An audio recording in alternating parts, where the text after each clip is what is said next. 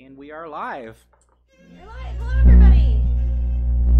Hello. Hello. On this Sunday, January The 10th. The 10th of January. Yes. So what is it? 011021. Almost binary, not quite. Yeah, that pesky 2's in That there. pesky tune, yeah. Hello, Leela. Hi, Leela. It's a quiet day outside. Didn't see anybody out jogging this morning. But we got to see a lot of people at Epcot this past weekend, did we not, Maddie? Correct. Some of the people possibly here in the room even. I don't know. I don't know if anybody's here yet. I know some of the people are folks we see here on Twitch, though, because a lot of you mentioned it. So thank you. Very much appreciate it. Nope. Someone in the room said feedback. Does it sound good now? Is it from me, or is it when I talk, or is it when Matt talks? I don't know. Sorry. Tigger says, people are saying it sounds good. Oh, okay, cool. It sounds good enough. Was a That's bass just what I sound. sound like. It was probably me adjusting my microphone. Oh, okay. I was moving it a little closer. Gotcha. But thanks.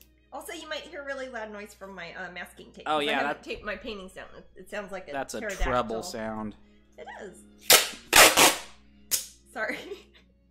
Yeah. Didn't you get a type of, was it packing tape or an shipping utter tape? lie. That it was supposed to be silent? Like, I guess usually tape is noisy. Yeah, I'm trying to think of, who's seen the movie Kroll?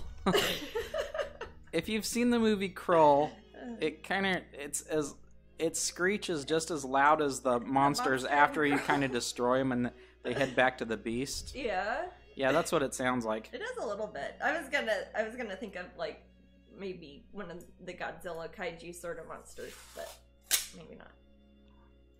Sounds a little bit like Mama Wolf did back when she used to try to meow. I always thought she was a miniature kaiju. She is. Yeah. That's a lovely sort of thing. Yeah. So, we've just kind of we decided to go a little bit wacky with the giveaways. Oh yeah. We got you guys some goodies at Disney World even. So. Right. So what? Okay. With each, I'll really quick with each giveaway.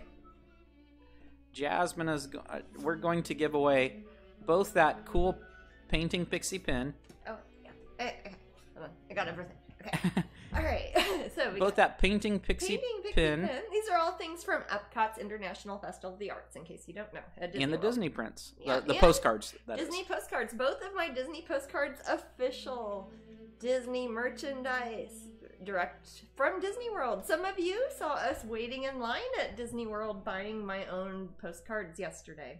Those people who are in front of us came by and bought, and they're like, I told you that was her in line behind us. We'll see that. Oh. Yeah, that's how it's done. Yeah, and I had Matt buy it because he still has an annual pass, and you get a discount. Yes, I have not used my annual pass really. Not for the festival lets me in for free. Yeah, me too. And then I didn't use my pass all year, so basically it's to buy postcards now. Yeah. I don't think I'll get my money back. Of that and get that discount. Yeah. But I need to get something. You would need to buy 150,000 postcards. But anyways, this is of course artist Mickey, one of the stars of the Epcot International Festival of the Arts. He has been quite a hit. The original painting of Mickey was sold, they told us, right when the festival opened.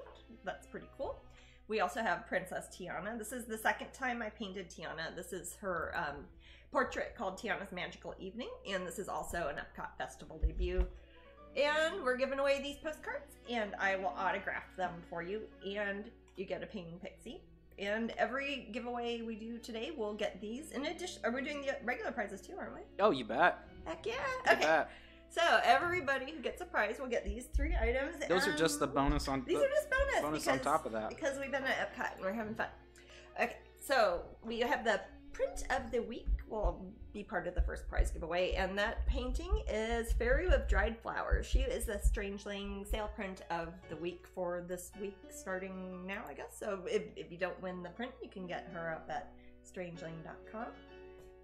And of course, if you don't win the postcards, you can get them at Disney World at Epcot. Or I believe the yourwdwstore.net shopping service, their Disney shopping service, basically you place an order with them, they jack up the price and go to Disney World, buy it for you, and mail it to you anywhere in the world. It's kind of the only way you can get things that, like postcards that are only sold at the parks. That's the way you can get them if you live in England, or if you live in Australia, or if you live somewhere other than Epcot. So, but the pins you can only get in person at Epcot, or here on Twitch. So that would be, all these things are the first prize on. Wow. That's what I'm saying. Yeah, and I will autograph all of them because I have been in autograph mode for days now. Oof. Alrighty. So that will be our prize coming up on the hour, so probably... Indeed. Like 53 minutes from now or whatever it is. Yeah. So that's, a lot of people are saying, this is just great. Oh. They love it. Well, we know not how do I enter everybody the can come. giveaway? And we know also not everybody is able to go to the parks even if you are local because of various restrictions and whatnot. Right, that's why we're giving away so much. Go out of our way to, Mimi says, generous giveaways. Thank you. You're very welcome. B&H, what you want to do is make sure that you are following Jasmine here on Twitch. If you click, become a follower. Is it the little heart? It doesn't. You don't have to sign up for it or anything. Yeah, you just find your heart, however you're. Follow your heart. I don't know. Follow your heart. Yeah. So find the heart on your screen, whatever device or whatever you're looking at. On your side. And follow Jasmine, and then exclamation raffle. Exclamation point raffle. Exclamation raffle. Exclamation point raffle. I know, but if you... I know. Exclamation point. Well, if you say point, it sounds like you're supposed to put a stop, a period in it, you know? Oh my. Here, just do that likewise. Here, type in what I just did. Do what Matt did. I'll put it in quotes. Can people call it an exclamation mark? In addition sure. To is it called that? Like how you call a question mark? Question mark?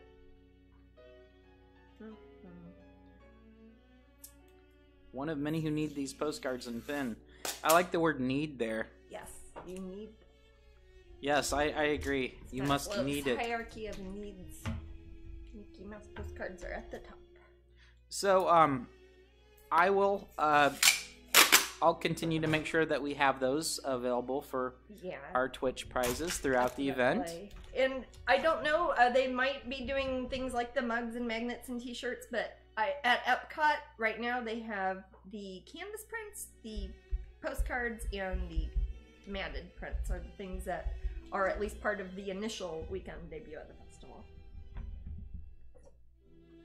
And I think they have the original painting of Tiana, at least as of when we left on Friday night.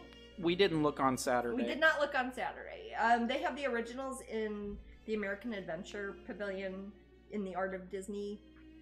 I guess that's a permanent little location there, isn't it now? For Art of Disney inside the American Pavilion. You know, it looks pretty permanent. I think that they have that. Disney can make something look permanent overnight. That is very true. A lot of that stuff, I'm like, is this always here now, or is it just here because it's a festival? I don't know. I don't know. Disney can make whole theme parks pop up. Yeah, overnight, so far I wish I could tell you guys more about the festival. I'm sure that some of you that have been in the room could elaborate. You guys probably know more than we do. Pretty much, Jasmine, I've been in and out. Yeah. I remember they have us going through the back, through the cast member entrance. I think it's because of COVID and everything. So we're not out and enjoying the festival. We didn't pass Spaceship Earth. No, we going through the sneaky cast member way. Are you two having fun? You know it. Yeah, sure. Yeah, compared to you. Well, honestly, right now, it's more about I personally want to make sure that you guys are having fun. That's true. We're on the content providing side. Right.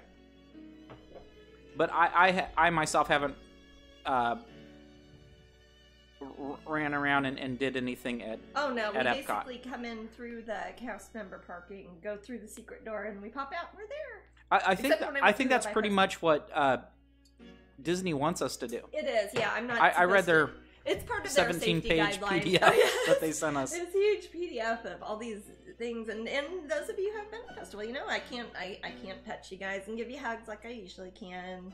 I've got to have my mask on. I have a very pretty one. I have to have a solid colored one, so I've got this really pretty, like, black lace one. Oh, good luck. Kieran's getting his laptop fixed, so... Oh, good. He wants to watch on that again. Definitely. Let's see what this... man asked, can I get a Jack and Sally print through the website or through Disney? There is not a Jack and Sally print. Jack and Sally prints. This is... And that's Leela. We say that almost every broadcast, Leela. There are no Jack and Sally prints. Jack and Sally is a merchandise line I did. Yeah, sorry, Disney. Leela. So I wish I could get you one. It's on T-shirts. It's on coffee cups and drinkware and wallets and purses and stuff like that. But it is not part of Wonderground, so it is not. You know, I still have. Or prints, so. I have in I have an old journal. I have a journal. Oh, in the office. Yeah. So what I think is a good idea, Jasmine. I signed a few of them. You tell me if this is a good idea, because we do have other prizes that we want to give away sometimes. Yeah. I think having the standard print of the week and the pin of the month is always good to have a prize, and just add bonus prizes to that. Do you think that's a better idea? Well, yeah, I think so, and especially now that this year is starting and we will be doing more live events, and we'll have a lot of more special merchandise since we'll be doing the Disney events. And, you know, Dragon Con and MegaCon will be coming, and we'll have pretty much stuff happening all year, so we can kind of supplement our usual print of the week and other prizes with the stuff we're giving away at shows for the folks who can't make it. Yeah, Jasmine, a few people have mentioned that MegaCon has changed their date. Yes, I got their email. So, what do you think about that? Yes, MegaCon, for those who don't know, that is the convention here in Orlando. It's kind of like Dragon Con, almost the same size, and it's here in Orlando. It was supposed to be the middle part of March this year. It was canceled last year, so this is kind of the makeup for last year, I guess. I don't know. But they have moved it to August of this year. And I believe it is, what is that, the 18th through 22nd of August. So I will have a booth there at MegaCon, no matter what. As long as MegaCon's open, we will have a booth there. I might not be there for all 4 days in person for autographs, because that is encroaching on our Dragon Con time, but we will have a booth there, and there'll be people from the Strangeling team there, even if I am not, but my artwork will be there. We'll have our big booth. We'll have pins. We'll have special MegaCon pins. Already planning them, so. Woohoo! So yes, plan to be at MegaCon. I will do my best to be there at least part of the time. So if MegaCon is that close to Dragon Con, yes, it's are we going to have different pins at both ones? Yes. Oh my gosh. Yes, we are. So I'm keeping suddenly, within the matter of like, what, 3 weeks, someone could have 6 new exclusive pins if they went to both events? Yes, that's what I've been working on. I'm so confused. I know. Well, we'll see. We'll see if it's going to be... We'll see how closely all of the different convention events hold to their predicted dates. Again, can't really use last year as an example, so we'll see how they do it this year. What's up? Shaylee keeps saying Jasmine Con feels good, man. Jasmine Con! Yes, okay. Jasmine Con. Praying to catch you this year at Dragon Con this year, Jasmine. Mm-hmm. Not that seeing you, Matt, was amazing. It doesn't have to be amazing to see me. No, I will be at Dragon Con for sure. Definitely. That is, of course, Labor Day weekend. And also that is the same, that's the problem, that same month, within that same 10 days, we have the Kansas City Renaissance Festival, Dragon Con in Atlanta, and then MegaCon has moved to like that same week here in Orlando. So it's kind of crazy. We'll see. See how hectic it can be. I'm Brandon in chat to shut up. He says he's crying now. He's your employee. Okay. You said you'd be good with it, Brandon. No, it'll be okay. Are his hands it's okay. We'll be in the zone. The pins? Yeah. No, really, we'll be in the zone. You will be in the zone. Totally. Oh, Matt telling chat to shut up feels bad, man. No, he was telling. I was telling Brandon to shut up. Brandon is part of the Strangeling team, so I guess Matt can tell him to shut up. Or not. Jeez, Brandon. Not you, Shaylee. Shaylee, you can be as noisy as you want. Is it possible to show neither one of those people are noisy? No, is it possible to show Jasmine's older Mickey drawing she did, and the new artist Mickey? If not, I totally understand. Oh, I think it's probably online somewhere. If you search, the first concept drawings I did of any sort of Mickey would have been the ones I did for Disney's Hamilton collection way back in 2005, maybe? I don't know, 2006? I've got a little statue of him somewhere. That is not the first project I did for Disney back. The first one I did was the Disney Fairies, the Tinkerbells, which we actually found when we were cleaning. We found some of my original samples of them. We might give some of those away as prizes. My Tinkerbells from like 15 years ago. They are so hard to find now. Those would be kind of a cool thing to give away. I can't keep them all. Shaylee's in rare form. Oh, is she? Yeah, she's. Are you in a good mood or a bad mood? I can't tell. I can never tell if I'm in a good mood or a bad mood. And I see that Kieran's actually on his new laptop. So are you getting your old laptop? I'm confused. What's going on with your laptop? How many laptops do you need, Kieran? I'm happy that you're watching on a good laptop at any rate, Kieran. Yay. Yes, I did. Blob help Beastmaster. Hey, by the way, Blob, that's something I want to mention. What's up?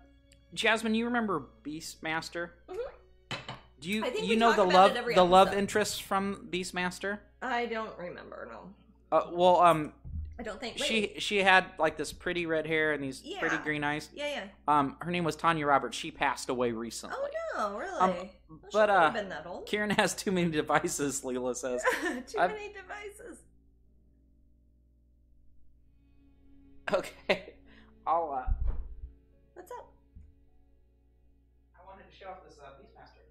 Oh yes. So this was anonymous. Yes. I do not know who sent this to us, but I got it in a PO box a few weeks ago. Yes, and Christmas. Now, Jasmine, if you could like show off some of the art. It is super nice. It can. Yeah, I'll try not to get paint. I assume it's someone from. Yes, Twitch. I was gonna say, is it somebody from Twitch? Because we talk about Beastmaster all the time, and this is like super nice, fancy edition. And this is what company is it that makes these magnificent editions? I forget now, but it was. They don't make a lot, but it is amazing. It's got like the posters from Japan and from Spain and everything in here. It's pretty cool. But yes, whoever sent it, thank you, Matt. Thanks you very much. But there's like so much art in there. Yeah, it's like in a box. It's like the boxes that it's a very nice set. Sometimes, yeah, it's super fancy. So whoever that was, thank you. And Kodo and Poto, thank you. Kodo and Poto, thank you. So yeah, it's a 2-disc set, has lots of extras. Yeah. B&H says, I love your winter paintings. They're always so pretty. Oh, thank you. It's funny, I'm trying to think. Did I do any wintry ones this year, really? I'm thinking too. I did for pins. I did the wintry moth queen. I think I didn't do any wintry or not much, at least in the way of like snowy and wintry paintings this year, probably because we didn't go up north and didn't get any snow. We're down here in Florida, so darn. I'm cold today, but it's not even that cold out. Probably it was really cold at Epcot. It was cold at Epcot, and it was windy, but it was okay. It was not rainy. For that, I am thankful. Oh, somebody said frozen screen. No problem. Put a bumper up. Is it hands? And wait a second. And go back. Oh, I can show people. We got the pins that the pin designs of these two characters. We do. The Black Swan and White Swan, and I have them. Here we go. They've turned out so pretty.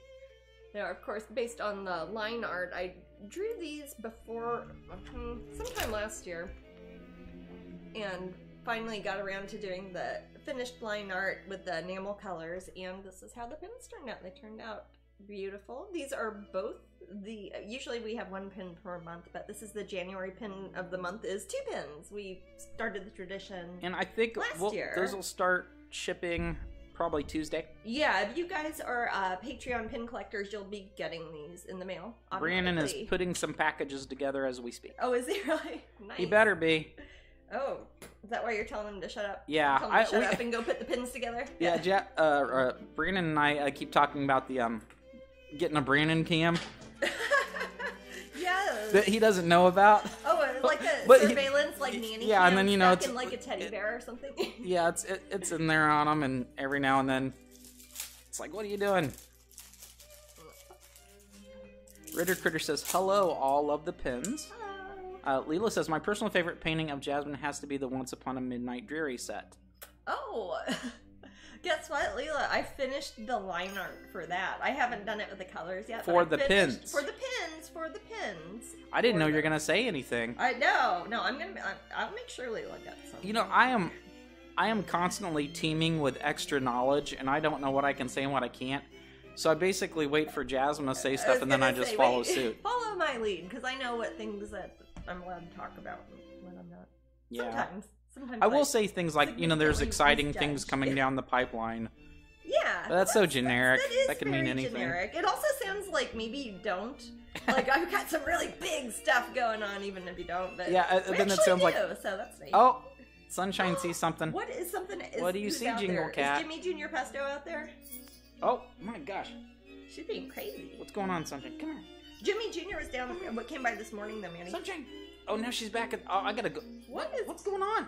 Gosh, can you hear her? Whoa! She opened the pantry. What is going on? She ran and opened the pantry door. You know how she learned how to do that? Her heart already beats as fast as a hummingbird. Okay. What's going on?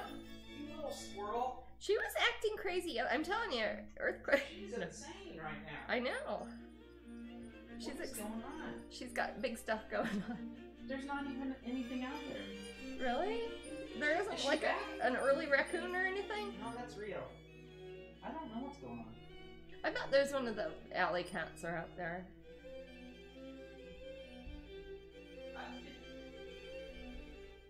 But I surprised Jimmy Jr. when I went out this morning when I went to go jogging, Maddie, like super early. So people say they hear her bells. Yeah, she was just. Oh yeah. Hey, Crazed. Like nice to see you again. What's that? Crazed Rider. Oh hi. One of my cats opens the cabinets all the time. Oh. Yeah, some of them just know how to do that. Well, Sunshine didn't used to know how to. She's not even a hungry cat. Do you remember how Maddie? How the first time she did it, she showed Rio and Gamera how to do it like the same day, and then they all knew how to open the pantry. Yeah. Monkey see, monkey do. Monkey do. How big is the artist Mickey print that can be bought from Wonderground? Let's see. The paper prints are. They're all the same size. I think they're 11 by 14, and then they are matted.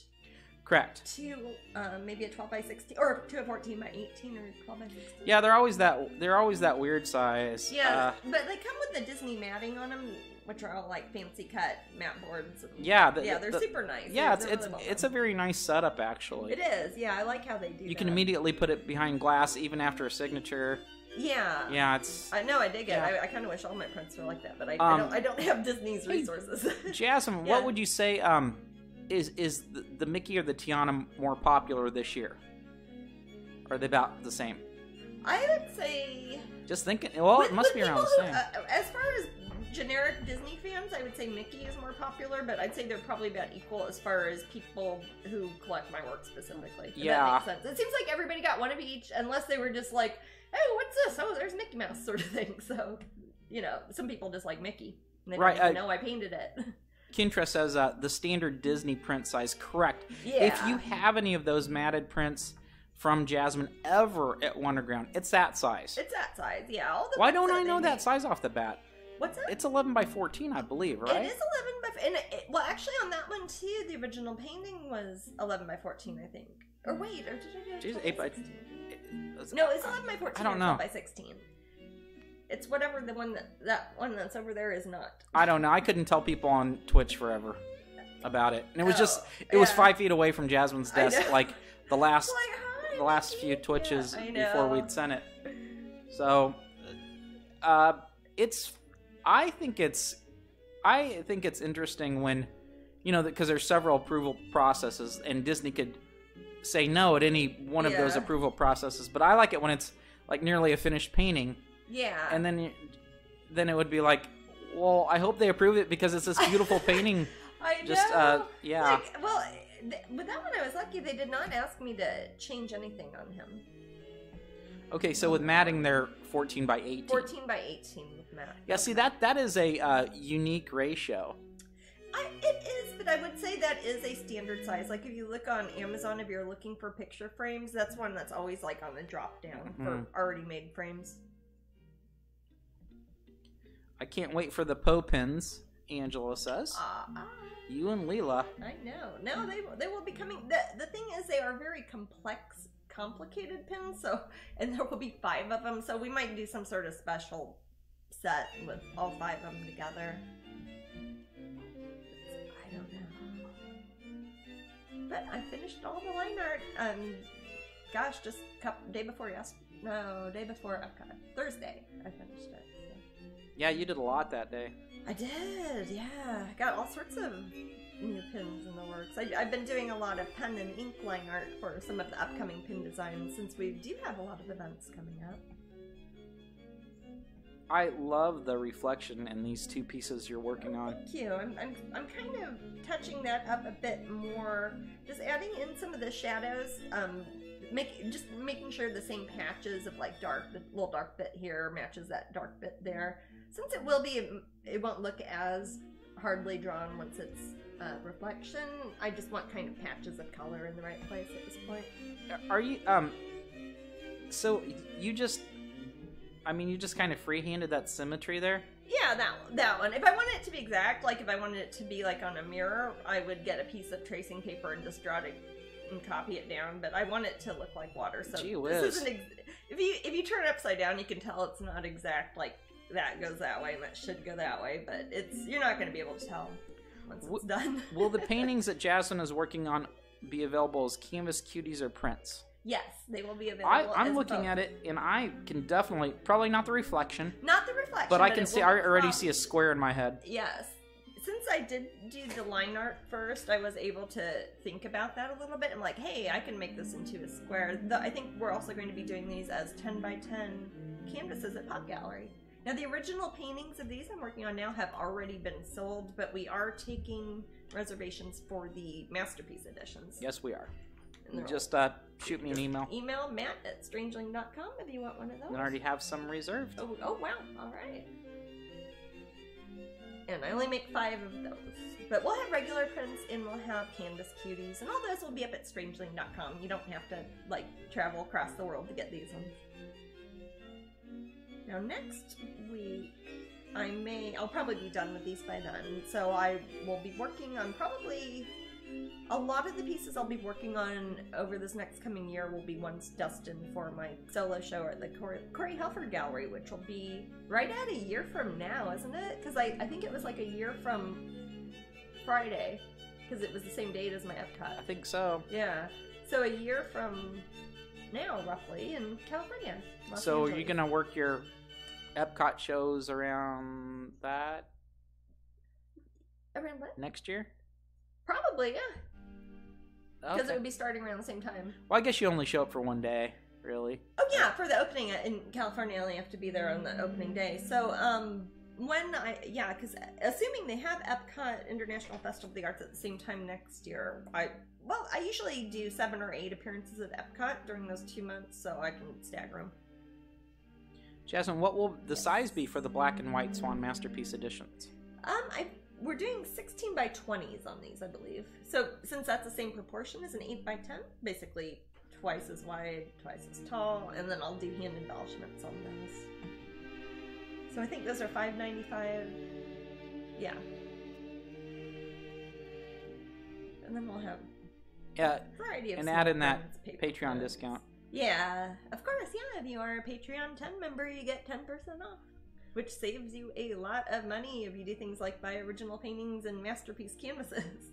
You know, that's a cute idea. There's a cute idea Luna Star has. I wonder if you've thought about it too, Jasmine. Oh, maybe. Imagine a square-ish coloring book. Yes. It's all faces of fairy. Yes. I like the idea of that. We're talking about maybe doing an oracle deck that's like that, 2 square ones. Well, gosh, would a coloring book work too? Well, what I have been doing, I have been thinking about doing just for the Patreon downloads, doing a grayscale one because I have all the scans of my Faces of Fairy. I would need to do the line art for all of them, but we have had Faces of Fairy in a few of my coloring books. Have them, like in the Alice one. I know that I think there's one page that has like 4 of the Alice Faces of Fairy. I'd have to look at it. I think so. But yeah, that would be kind of cool. I wonder if Blue Angel would be up for doing something like that. I can suggest it to him. Craze says, okay, back. Twitch is so bad on mobile now. Oh. No, I'm sorry. I've never tried to look at Twitch on like a telephone. I have, but never yours, Jasmine. Oh. Because I've got to have my... Because you have to... I've got to have all my stuff here. Yeah. I've never even looked at like a recording of it. You know, I want to see if I can snatch Mrs. Sunshine. Is she still being crazy? I don't know, but she probably needs a cuddle. Oh, okay. And I figured you could probably give her one. Yeah. Let me see if I can find her. This is not a beer. This is kombucha.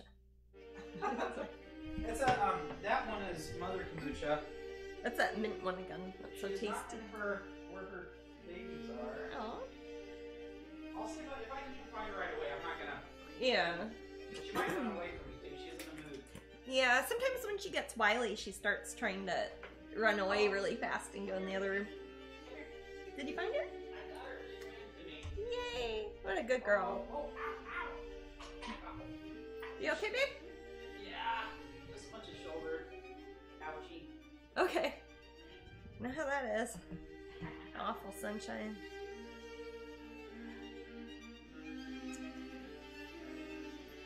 Got the cutest picture of Rio earlier. She was right next to my drawing station over there. Did you put that on your Instagram? I haven't. I was going to put it on Patreon later. Oh, okay. Can you get her off me? I can try. Oh. Ah, let go of me. Got her. Okay. Ah. Got her. Oh, baby. My baby sunshine. You're just being wily because you want attention. You don't want it. You just want attention. What's wrong with that? Craze said, haha, I was going to ask what you're drinking. Yeah, what is it? And Mimi said that'd be awesome, a square coloring book for the Faces of Fairy.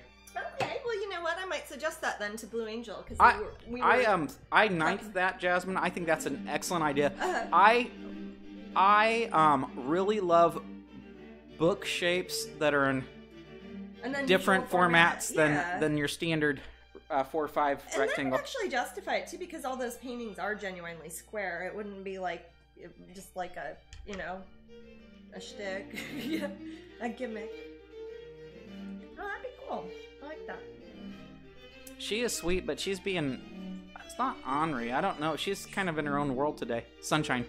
Okay. Not you, Jasmine. Okay, alright. I could say the same. Yeah. And someone else said yes to the Faces of Fairy coloring book. Well, you know, this is...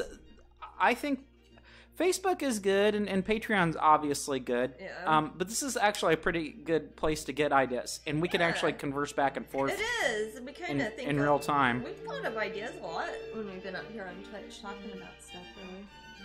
Really. Angela said Jasmine is always sweet. Yeah. There you go. I just bit my tongue. I can't talk for the rest of the track. Hey. Ow. I'm sure. Could be the cold weather that has her frisky. I don't know. She's crazy all sorts of year, but Sunshine is crazy. I'll keep an eye on her, Mary Kay. It is colder out. Because I'm wearing a sweater, you can tell. Cray says, I love chatting with streamers on Twitch. Well, you got to. Otherwise, it's just like in the ether. Otherwise, they get bored. Like, what? Otherwise, it's just a CCTV cam. Yeah. Which I do sometimes when I do my crowdcasts, but... You could put 4 face on a page. Yeah. I like the square idea better. I would rather do you know what? It would be kind of cool. You know how Flame Tree did a mini calendar of mine this year? Like, in addition to the big one. Yes. If they made the coloring book, not little, but smaller than the other ones proportionally, that would be kind of... And then people could carry it around with them, too. You know. Yes. As one does. Yeah, it's backpackable. Sketchbooks around, yeah. Get your colored pencils. Yeah. Pop them in the backpack. On plein air. Angela says you can say what Bob says. Yes, Angela's sweet, but those horns are what are keeping up the halo. There you go. Catnip. It could be. You know, I need to recharge some of these toys with a catnip spray. Yes, you do. Sunshine does like the catnip. She is one of those kitty cats that will do anything to get stoned, basically. She loves catnip. Yeah, she likes her nippy nip. Yeah. Husband's gah, says Crazed. What is it? Husband's gah. Yeah, I second it. Sure. I agree, gah. Jasmine froze again. Okay, we will fix that. It's because it's cold. Again, though, on the bumper, and that is what you guys see. That is the print of the week. And then I'll put this back. Yes, that's just a nice way to unfreeze the that is the nice way camera. To unfreeze it. And I think that the camera freezes because it's a cool. good camera. Yeah. It gets overloaded with too much. It doesn't freeze on Crowdcast though, so it's got to be a software issue. During Crowdcast, yeah, that's why I wonder if it's like because the mics are going through too, and maybe it's just like putting too much information at the same time. I don't know. Are you saying you're the master of the mic? I mean, I'm not saying I'm not. I think you're the master of the mic. I don't think I am. I think I'm the Beastmaster. You're the Beastmaster. Okay. There's a movie about me. Yes, and there was also a TV show. To a lesser extent, a television program. The TV show Beastmaster, I remember watching that. He seemed a little bit more erudite than Dar. Well, I mean, you have to from keep coming I guess up they're with both Dar. Every the week. Mark Singer. Yeah, well, it'd probably be too one-dimensional if they tried to keep coming up with stories and he was just kind of his Beastmaster self. I don't know. There's so much Beastmaster talk on. I was gonna say, what? There's one thing we can all in this room agree upon: the Beastmaster. We should call ourselves the Beastmaster. No. We're the Beasts Master. Sunshine's not the Beast Masters. Yeah. Beast Mistress? There's Beast Mistress. Then there's Sunshine's Beast? No, Gamer is the Beast. Horrible character from He-Man called Beast Man. Like he did have cute face. Superhero ever. Beast Man he's sniveling. Like he's a sniveling, boot-licking lackey for Skeletor.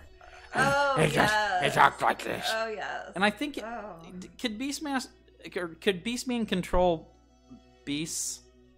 Did he have a power? Like how I don't even remember. Beastman in I don't know He-Man.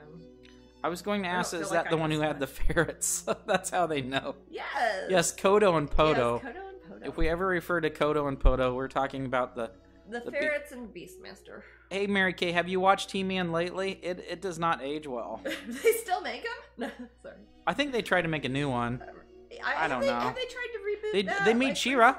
They made a new She-Ra that's people like a lot. Oh, really? Yep. I did not know that. I used to have She-Ra color forms when I was very small. I've been watching lots of Netflix today. Yeah. Kieran says. They've got. Well, don't watch He-Man. It's awful. Lots of shows up at Netflix. It's awful. He-Man is weird. I loved it as a kid. Not standing behind it. It is the biggest difference between me, my childhood, and what I liked, and now it can be summed up in He-Man. There's something wrong with a kid. They like He-Man, and then they grow up and they're still basically the same personality, like a lot of the same things, but now hate He-Man. Oh. So what's up with that? It's just that bad. I don't know. I really haven't. I never watched it much. We watched some. I remember maybe 10 years ago. We watched some at New Year's Eve. When you were showing Theo how bad it was. Oh yeah, he hated it. We were trying to watch. I think he hated it. Yeah. The toys are amazing. Pretty little. The toys are fantastic. Well, He-Man was just a big commercial to sell toys. I know. Yeah, I mean. But the toys are way. That's like such a huge difference in quality of toy versus cartoon there. I knew He-Man from the coloring book, as I've said probably many times on this very TV show. That's the first thing I ever bought with my own money was a Masters of the Universe coloring book. 89 cents at Payless. Oh, sorry, Nigel. Nigel's taking a bath. He was feeling a little under the weather. And Gadget says Beastman had strength and yes, could command wild creatures. Okay. Okay. It just didn't come up. The thing is, So why is he friends with Skeletor? I don't know. He's not. It's not like he's. Maybe he's like an evil werewolf druid. Okay. He's kind of like a gross werewolf. Okay. That's how I would describe him. And but not nearly as interesting as that. No, and everybody's massively built. Like they're all buff. Oh yeah, Skeletor, who's a skeleton, and he's buff. is insanely buff. It's like Skeletor. You just like pump iron. Yeah, that's how they don't omit Krull. We were talking about Krull earlier. We started off this podcast by talking about. I'll talk about Krull all night, Blob. Beastman looks like Wolfman. Yeah. Now you're making it sound like it's cool now, and I'm gonna see it. It's not cool. Horrible. I promise you, it's not cool. I believe you. I believe you. I believe you when you tell me something is not cool. Okay, it's not. Because sometimes you'll tell me something's cool, and I'm like, yeah, it probably is Thundercats. Cool, but Thundercats is way better. If you had to choose between Thundercats and He-Man, choose Thundercats. It's actually has a story, and it's not all chopped up. My experience in the animation industry is not involved with either of those. So. It's just He-Man reuses so many bits and pieces of clips over and over again. I mean, it's basically, I know I have seen the Giphy GIFs that people put on, and that's basically like watching the show, isn't it? Well, yeah. The little GIFs that people put like on. Kinda, yeah. I feel old as it is. I'm feeling really old now. Thundercats, oh my gosh, I love that show. You're good too. Thundercats is good. Mimi says Thundercats for sure. Thundercats was the best. I think Skeletor has his face melted. So he did because he looked at it was because he got exposed to he was dropped in a vat of acid. The Eternium. That's my memory saying that. Eternium. Your memory's thinking it's Eternium? Yes, their planet is Eternia. Okay. And there's an element on their planet that somehow wields some level of power called Eternium. For sure, or are you just making I'm pretty sure that I'm right, if memory serves me. Is it like unobtainium? Sorry. Basically. Tantalum. It's the same imagination level there. But, same Eternium. So I feel that his face was exposed to Eternium, almost like a radioactive sort of situation. Is it like how Superman got exposed to kryptonite? No. Okay. Sorry. No, apparently Eternium would melt all of our faces. Oh, okay. Is it okay. But yeah, so I guess that he's kind of like... So like in how the Joker gets burned by acid, it's kind of like that. Yeah, the Joker gets burned by acid, then suddenly he's tougher than he was. I don't get it. Like Ghost Rider? Like he has a skull for Yeah, but Ghost Rider turns it off and on. Oh, that's true. That would be convenient. It just Skeletor's kind of gross, really. He also does all the time. Oh, from Wiki in the episode Sword and Stuff, Skeletor finds a powerful crystal on Moon Nordor and absorbs its power, making him more powerful and evil than ever before, and changing his appearance drastically, including a yellow face with red eyes and different armor and helmet, based on the Discs of Doom Skeletor toy. Oh, based on the... I like how I'm thinking this is a movie and it's an origin story, and it's like, based on the toy. Okay, yeah, Leela says Ghost Rider is cool. Ghost Rider is cool. Stuff there, man. The movies are okay. Nick Cage, man. Hey, they made 2 of them, I think. What more can you say about a movie? Well, Nicolas Cage has let us down a lot. But when he shines, he really shines. But when he shines like in National Treasure 2. No, the best movie ever made. Second only to the remake of Wicker Man. The comic Ghost Rider was great. The movie's not so much. I agree, Hockey. I like the comic Ghost Rider. There's a really good mini series within the Ghost Rider world called Rise of the Midnight Suns, I think. Like a short run of limited comics? run comic book series within like the series itself. It's That's cool. yeah, it's like how there's Planet Hulk? Yep, kind of like that. Yep. Gotcha. Thundercats, Silverhawks, Brave Star, Masters of the Universe, Mask, GoBots, and Transformers. Yeah, I watched all those. I remember Mask. Mask wasn't that popular with the other kids. I only know it from you talking about it. I sing the song, that's why. Yes, I know. Well, I was being nice by saying you talking about it. But... Yeah, Thundercats, very good. Silverhawks, it's pretty good, kind of weird. Brave Star. Brave Star is a better version of He-Man that takes place in a weird space cowboy situation. Like a space opera? No. Is it like Star Trek? No. So it's Brave Star is a what's seeming to be something like, I'm not sure if it's Earth or not. Mm-hmm. I forget. But the bad guy's named Tex Hex. Brave Star. Everybody's cowboys. His and this is again going off of memory. His he has two deputies. He has one named 3030, which is a horse that is a cyborg and is called an equestroid. That's the race. And he's like, Brave Star. What's that? Equestronauts? Kind of, yeah. Hey, yeah. Okay. Equestroids. And then he has a little deputy that's like kind of like a little gopher person. Okay. And he's like, "You my hero, Brave Star." Okay. That's how he talks. You're not selling it, dude. Brave Star has steampunk elements. Yeah, kinda. Okay. Yeah, with cowboys and aliens. Is it like Firefly? Sure. Okay, I'm gonna assume it's like Firefly. Cowboy Bebop. Neither of which I've seen. Cowboy But Bebop. Mask was kind of like Transformers. There's a lot of transforming of vehicles that people drive in. Was it toys also? Like you could buy real toys for in the 80s? Okay. The machines, as far as I remember, were not sentient like GoBots or Transformers, where the machines are kind of have they must have some sort of soul. Oh, it's like Shinto. And kinda, except they demonstrate it more frequently. Okay. There is a series of memes floating around on Facebook called Skeletor is Love that are very funny.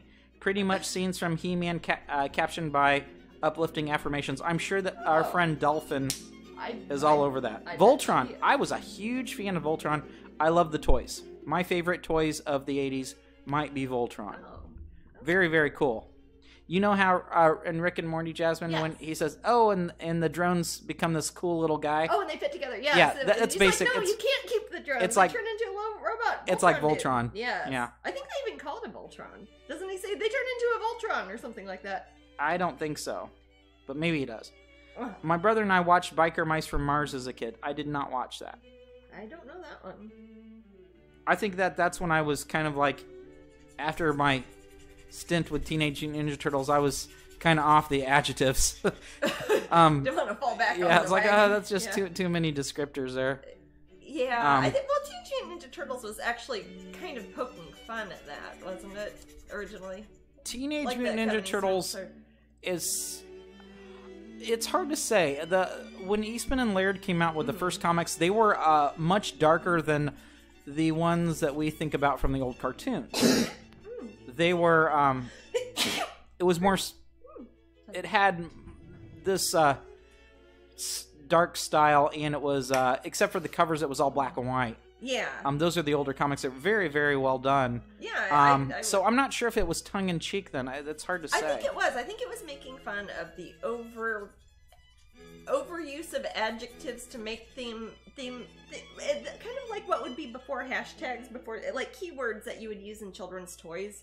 Like, hey, and they're zombies, and they're teenagers, and they're turtles, and they're ninjas. It's like Poochie or something, you know? Yeah.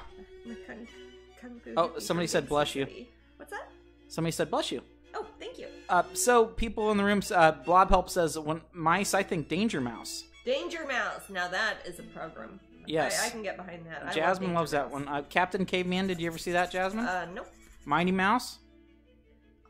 of Mighty Mouse, and I'm sure I saw it when I was little, but I don't know it very well. Heckle and Jekyll? I knew Heckle and Jekyll because when I was a little girl, I said if I ever had children, I was going to have twins named Heckle and Jekyll. Thank God that didn't happen. Oh no, I can't have children. Captain Planet. Luna Star. I despise Captain Planet. I'm sorry. Are you saying you hate our planet? No, I love the planet. I just hate Captain way Planet. Better than the other planets. Does anyone remember Jabberjaws? Of course, Angela. I can't get his songs out of my head. I only know him from when they would put like redos of it on Adult Swim, like. They call him Jab, Jab, Jab, Jab, Jab, Jab, Jabberjaw. I'm the meanest, leanest shark you ever saw. Yeah, he's got. He acts like voice. Curly. Yes, he acts like Curly. I know. It's like that's his. It's why can he just totally steal that character? That was back when they kind of did that with cartoons. Like I'm trying to think. Who's Huckleberry Hound is like somebody, isn't he? Some old movie star, sort of. Not that I know. I don't know. Maybe Huckleberry Hound? Yeah, isn't he based off of some? I don't know. Johnny Quest. My older sister and I love Johnny Quest. We watch that together all the time. I think that was a little. I still think it's fantastic. It was high compared to the other stuff. It was high concept. Well, at the time. It's based off of comics, old comics, isn't it? Probably. Yeah. Magilla Gorilla. I like Magilla Gorilla. Comics. Whenever there's a monkey, I turn into a dumb little kid and be like, I like monkey. Monkey good. I love monkeys. Even bad monkeys. And I'm not... Yeah, but I love Magilla Gorilla. He's cute. I like Grape Ape. Grape Ape. Yeah, he's got a little doggy friend and they have a van. I've never seen that looks like fun.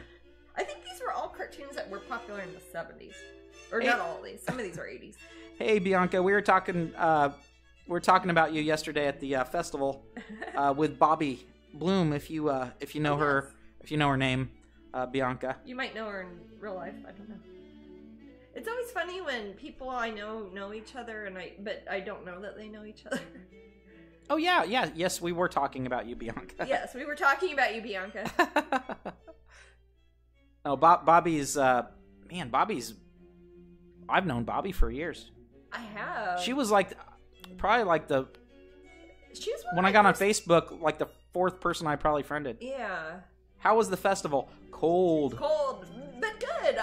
Good. People were smiling. We assume. Yes, it's hard. You can see it in their eyes, though. It's very true. I realized how much though I rely on looking at people's like faces and their mouths when I'm talking to them to understand what their names are and how to spell things. So I'm like, "What's your name?" And we're like, I'm like, "Oh." Gosh, I don't even begin to know what you're saying. What I've noticed with all the mask wearing is how beautiful the human eye is. Yes. I mean, it could be anybody's eye. Eyes are just pretty. Oh, yes. I love eyes. I agree. I of course you do, but you know what I'm saying. No, I do. I'm able to look at their eyes, and it's just, you can see, I don't know, it's... I often like gazing into cats' eyes. I could be overthinking it, but I think sometimes people will use their eyes more expressively if the bottom half of their face is covered also. And I feel like I've been noticing that with people more. Like people will roll their eyes more and things to give a sense of ridiculousness as opposed to because their mouth is covered up and you can't really tell what they're doing otherwise. You know what I'm so happy hasn't happened yet? What's that? I haven't sneezed horribly inside my mask yet. I haven't either. I'm so scared that's gonna happen. And it would just be in there. Oh my gosh, and I'd have to, and I can't go off stage like at Disney, so I just have to. I remember Hong Kong Phooey. I just sneezed just now too. Jeez. Hong Kong Phooey. Yeah, I don't know. It's not a very PC. I was gonna say, I think that one might be problematic. Yeah, I don't know if they'd show that one again. I never saw Hong Kong Phooey. I don't feel like I was missing anything. Bianca says, one of these days I'll be in the Festival of the Arts. Yes. We'll be next to each other, and it'll be cold, and we can... Oh, Jajoki Mom said, I sneezed on my mask, so gross. I'm sorry. You know what I really don't want, and I haven't had one for this year at all, is a nosebleed. Wouldn't that be awful? I've only had it from dry air, that sort of nosebleed. Yeah, well, I get them a lot when I fly places, like on the airplane, probably because it's dry, and also because of the elevation changing a lot. Maybe? Yeah. I don't know, and I haven't flown anywhere, so... Maybe that will start soon. Bianca's happy that you're in the festival. What's that? Bianca's happy that you're involved with the festival. Yes, me too. I'm very happy. I think it's the perfect sort of event to try to get back into with all this COVID stuff, because Disney is such an institution that they have a lot of safety measures in place already, because they're used to dealing with a lot of guests and health I will say that it's made your time a little bit quicker with guests. It has. Usually, it's like I can't hang out and get pictures. People will do selfies, but they've got to be 6 feet away, and they actually have like a little fence around me that the cast members can't even come back, and Matt can't even come back to help me. It's very strange, but Nintendo guy had a nosebleed in his mask. Oh no! Thankfully, he had a spare. To me, the one time I wear a white mask or something, I'm going to be at Disney and I'll get a horrible nosebleed, and it will just be. I try to keep mine black. Yeah, that's what I've been wearing, my black lacy masks. I got a little set. They won't let us use ones that have artwork on them or sayings or slogans or anything. Elizabeth said, did they ever let... Do you mean, could I get back there with Jasmine? No. No? No, I'm not allowed. Jasmine asked... I'm a magic thing behind a fence at Disney. Yeah. And I'm the Prince Slidey plastic master, too. Usually, yeah, I know. Apologies in advance to anybody. I am not as expert as Matt at putting things in and out of packaging while I'm autographing stuff, but I definitely am doing my best. Oh, of course. I think you're doing your worst. I don't know. I'm just... When it was really windy, I mean, I haven't dropped any prints yet, but it was really close. There was a stack of them, and it was just like huge wind comes up across the lake. The big Seven Seas Lagoon, or the World Showcase Lake there is just crazy. Whoa, Wendy Tinkerbell will be there next weekend. Cool beans. So Jasmine, hey, awesome. Do you wanna tell people what day she'll be there? Sure. Do you know what they are? Next week. Next week. Okay. We will be there on the 16th and 18th, I believe. So that would be Saturday? That would be Saturday and Monday, which is Martin Luther King Day. Monday. Okay. So this coming Saturday. Let me pull up that event page. Am I at Wonderground? I'll check. I'm checking right now. Thank you. We're gonna see what day. Some of the nights I'm at the Wonderground tent. Now, just remember, guys, either it's good to know, which line you want to get in. Yeah. Because, but remember that all the items are still available either way. Yeah. Okay. Just because I'm at one. Let me do this raffle real. I'm gonna do this. You can buy one at one. And I'll do this raffle real quick, and then I'll put the links up and stuff again. And then we'll look at what day, what's happening. The prizes. Okay. Okay. Gonna pick a winner. This is for a whole stack of prizes, guys. And I will autograph them all. We've got the fairy with dried flowers prints. Hey, Kester. From Disney You've World. won before. I will autograph these. Hey, congratulations. You've won all sorts of Epcot goodies. Woo! And a signed print of the week from me. Featuring my beautiful fairy with dead flowers. Dried flowers, actually, isn't it? Is it dead flowers? Fairy with dried flowers. Yes, dried flowers. Which I guess are... kind of have to be dead flowers, don't they? They do.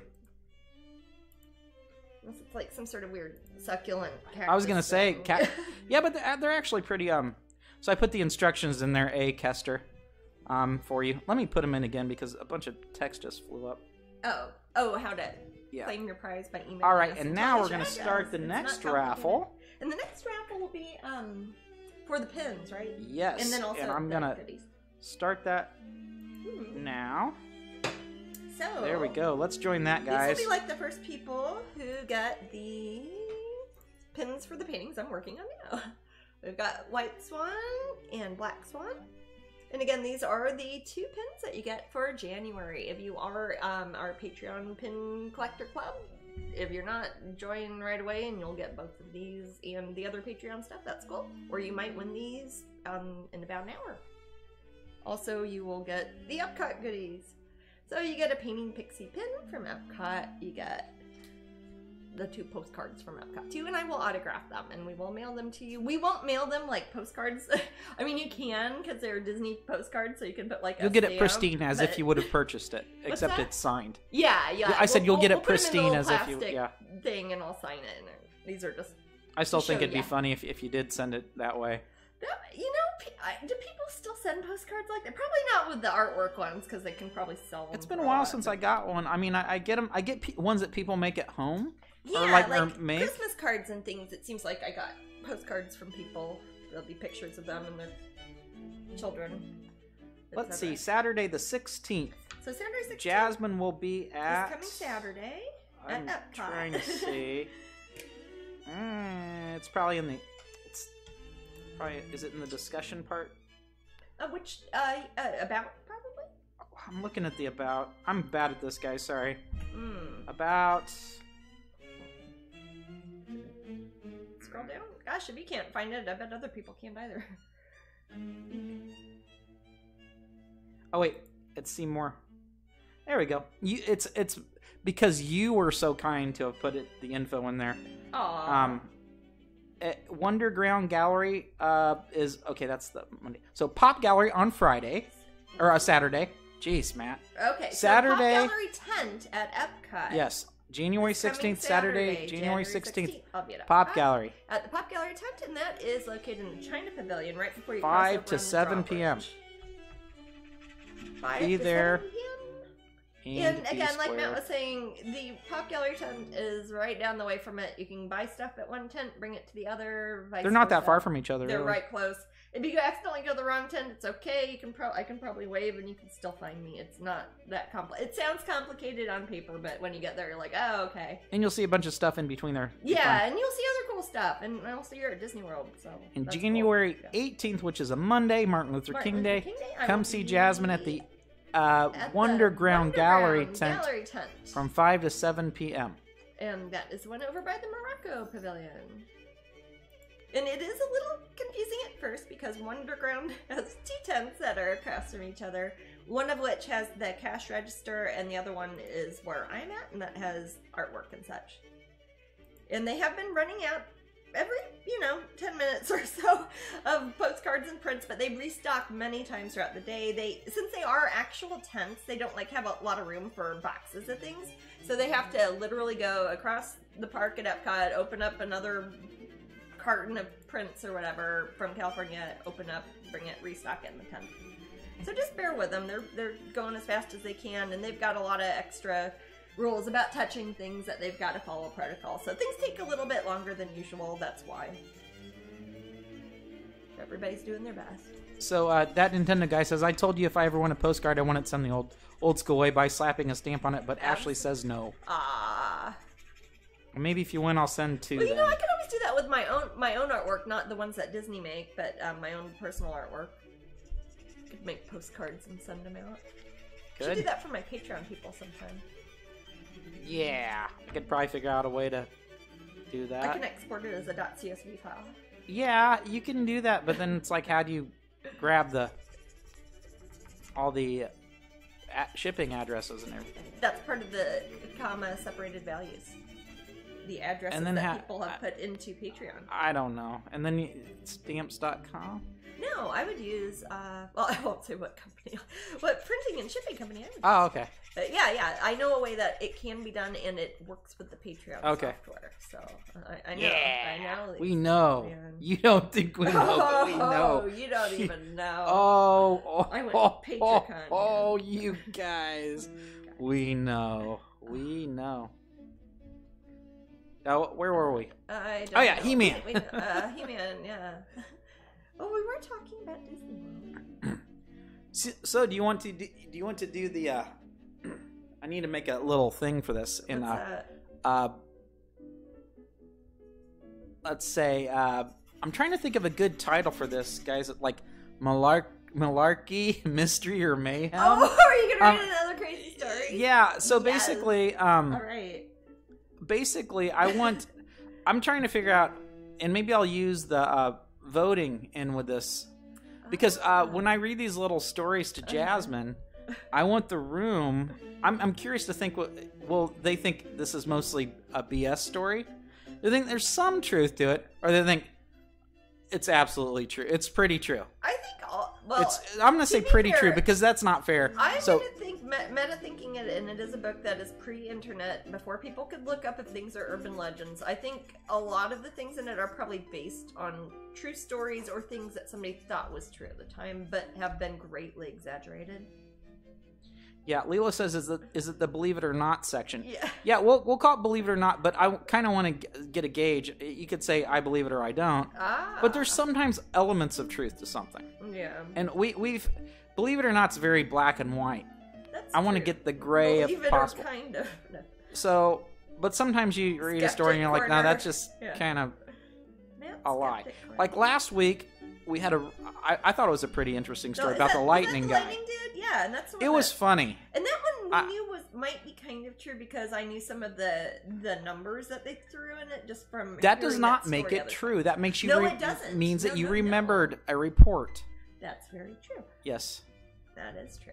But yeah, sometimes we think we hear something multiple times that gives it more credence than it would if I had never heard it, and if you Googled it and nothing came up. I'd be like, well, I bet that this is all right. True. So we have all sorts in this room, but I mean, put on your critical thinking hats when we read this story, whatever it may be, and I'll kind of let Jasmine choose based on the title. And this again has hundreds of little stories. It does. And I'll get a drink before I read. You gotta credit your source. Okay, so what did we get up to? Say the name of who wrote the book so you credit them. This is, we can show the book off. Yes, we can show the terrible book that we always use for this. Also, if you show them some of the table of contents, just kind of give them an idea of how many stories there are in here. I purposely don't look at it because I like to be surprised. But so far, I think I've known most of the stories. Me too. Let's see. But of course, this book is from quite a while ago, and I probably read it, and that's why it's sitting around our house. So this book is Charles Berlitz's World of Strange Phenomenon. And it does not speak for the beliefs or stories that we would usually hold true with this company. We don't know. Beneath the tides of time and space, strange fish are swimming. I like how this is a quote at the beginning and it's not attributed to anybody. I don't like the quote. I like it because it has the word. It just sounds like poetic nonsense. I like the phrase strange fish. Sure. Don't know what to say, man. I'd say hyper dolphins or something. Hyper dolphins? That's funnier. Yeah, there's a... Oh my god, so you ain't lying. Yeah. Wow. So, yeah, when I say there's a lot. None of these are very deep dives, are they? No, they're all... The longest one would be like a page and a paragraph. I think this is one that was in a fire at my house. Like, it's all sooty on the side. I think that's mine, though. I think I bought it. I think that's probably just mold. Really? I don't know. I can tell which... I had a house fire when I was a teenager, and I can tell which books I had in that house because all of them still have black stuff on them. It's still there, and some of them still smell like smoke, and it's been 26 years. Leela says, places a monocle in my eye and sits back to enjoy the mystery. Yes. All right. So... This is what we're going to do, guys. We're going to first read some of these. I'll just kind of go here. Life at Stake, Jasmine. Lady in Blue. That sounds like a ghost one. That does sound like a ghost one. Inside a Tornado. Tornado. A UFO at Socorro. At where? Socorro. Oh, okay. Tucson's rock-throwing phantom. That sounds kind of interesting. From Dream to Reality. How about the rock-throwing phantom? I want to see if it's a poltergeist. Okay. Let's see. Rock-throwing phantom. What page? Oh, and as to what I'm doing here, I'm starting to work on putting in some of the background colors. I want to have a more lighter sunset over here, and it's going to be turning into darker. So if they were to be displayed together, the background would kind of match, like they could both exist in the same plane. Just kind of putting some dark, smudgy colors in the upper left-hand corner, and I'm going to kind of reflect the same smudgy sort of swaths of color down in the reflected water bit. All right. Again, I haven't read usually, if I would read something aloud, and I knew I'd have to do it. You'd practice reading it first. I'd read it through a few times. So forgive me if I stumble over any names or anything. Or if there's any old-timey terminology. But I'll do my best. Okay. That's all we can do. That's all we can offer. All right. Tucson, and for those of you in the UK or not in America, or even in America, who haven't been to Arizona, Tucson is in Arizona. It's a city in Arizona. Tucson's rock-throwing phantom. Big haunted city. Yes. Actually, I don't really think of Tucson as being haunted, especially. But it's maybe got a bunch Old of West cowboy stuff. Yeah, Old West stuff. I don't know. We'll see. Maybe it's Old West cowboy stuff in here. Ooh, yeah, maybe it's like Doc Holliday or something. Okay. Could be. A nightmare began for Mr. and Mrs. Burke Bigler. Sounds like Dirk Diggler. I'm glad he got married and turned it around. No, it's yeah, Burke Bigler. Okay. BERKBIGLER. See, it's already good. I'm already calling shenanigans. I haven't even finished the sentence. Oh, I'm done. Shenanigans. Okay, all right. This is BS. Okay, I'm out. Twitch is over. Okay. All right. A nightmare began for Mr. and Mrs. Burke Bigler. To be fair, this was written 10 years before Boogie Nights came out. There you go. Yeah. It's And their 5 children. Maybe it's Dirk Diggler. Sorry. Early in September 1983. Okay. Ooh, Okay. 80s. Well, this book was written in the 80s, so this would have been contemporaneous. Yes. With that. Yeah. This would have been like... This would have been like their 24-hour news cycle, sort of. They had just moved into their large, but only half-finished desert home when large rocks started smashing into the structure every night. Oh, thank you, Susan. Oh, is that Magic Nice? Yep. Thank you. I gotta kind of do my job at the same time. Oh, yeah. I'm painting. So basically, these people had a newly finished home. They're living in the desert. It was September 1983, and rocks are smashing into their structure. It calls it a structure. Well, if it's not built, maybe it's like one of those cool Earth ships. It's half finished. Well, okay. Those always kind of look half finished. The rocks seemed to come out of nowhere, and even the police couldn't find who was responsible. In short, that means the police were responsible. No, just kidding.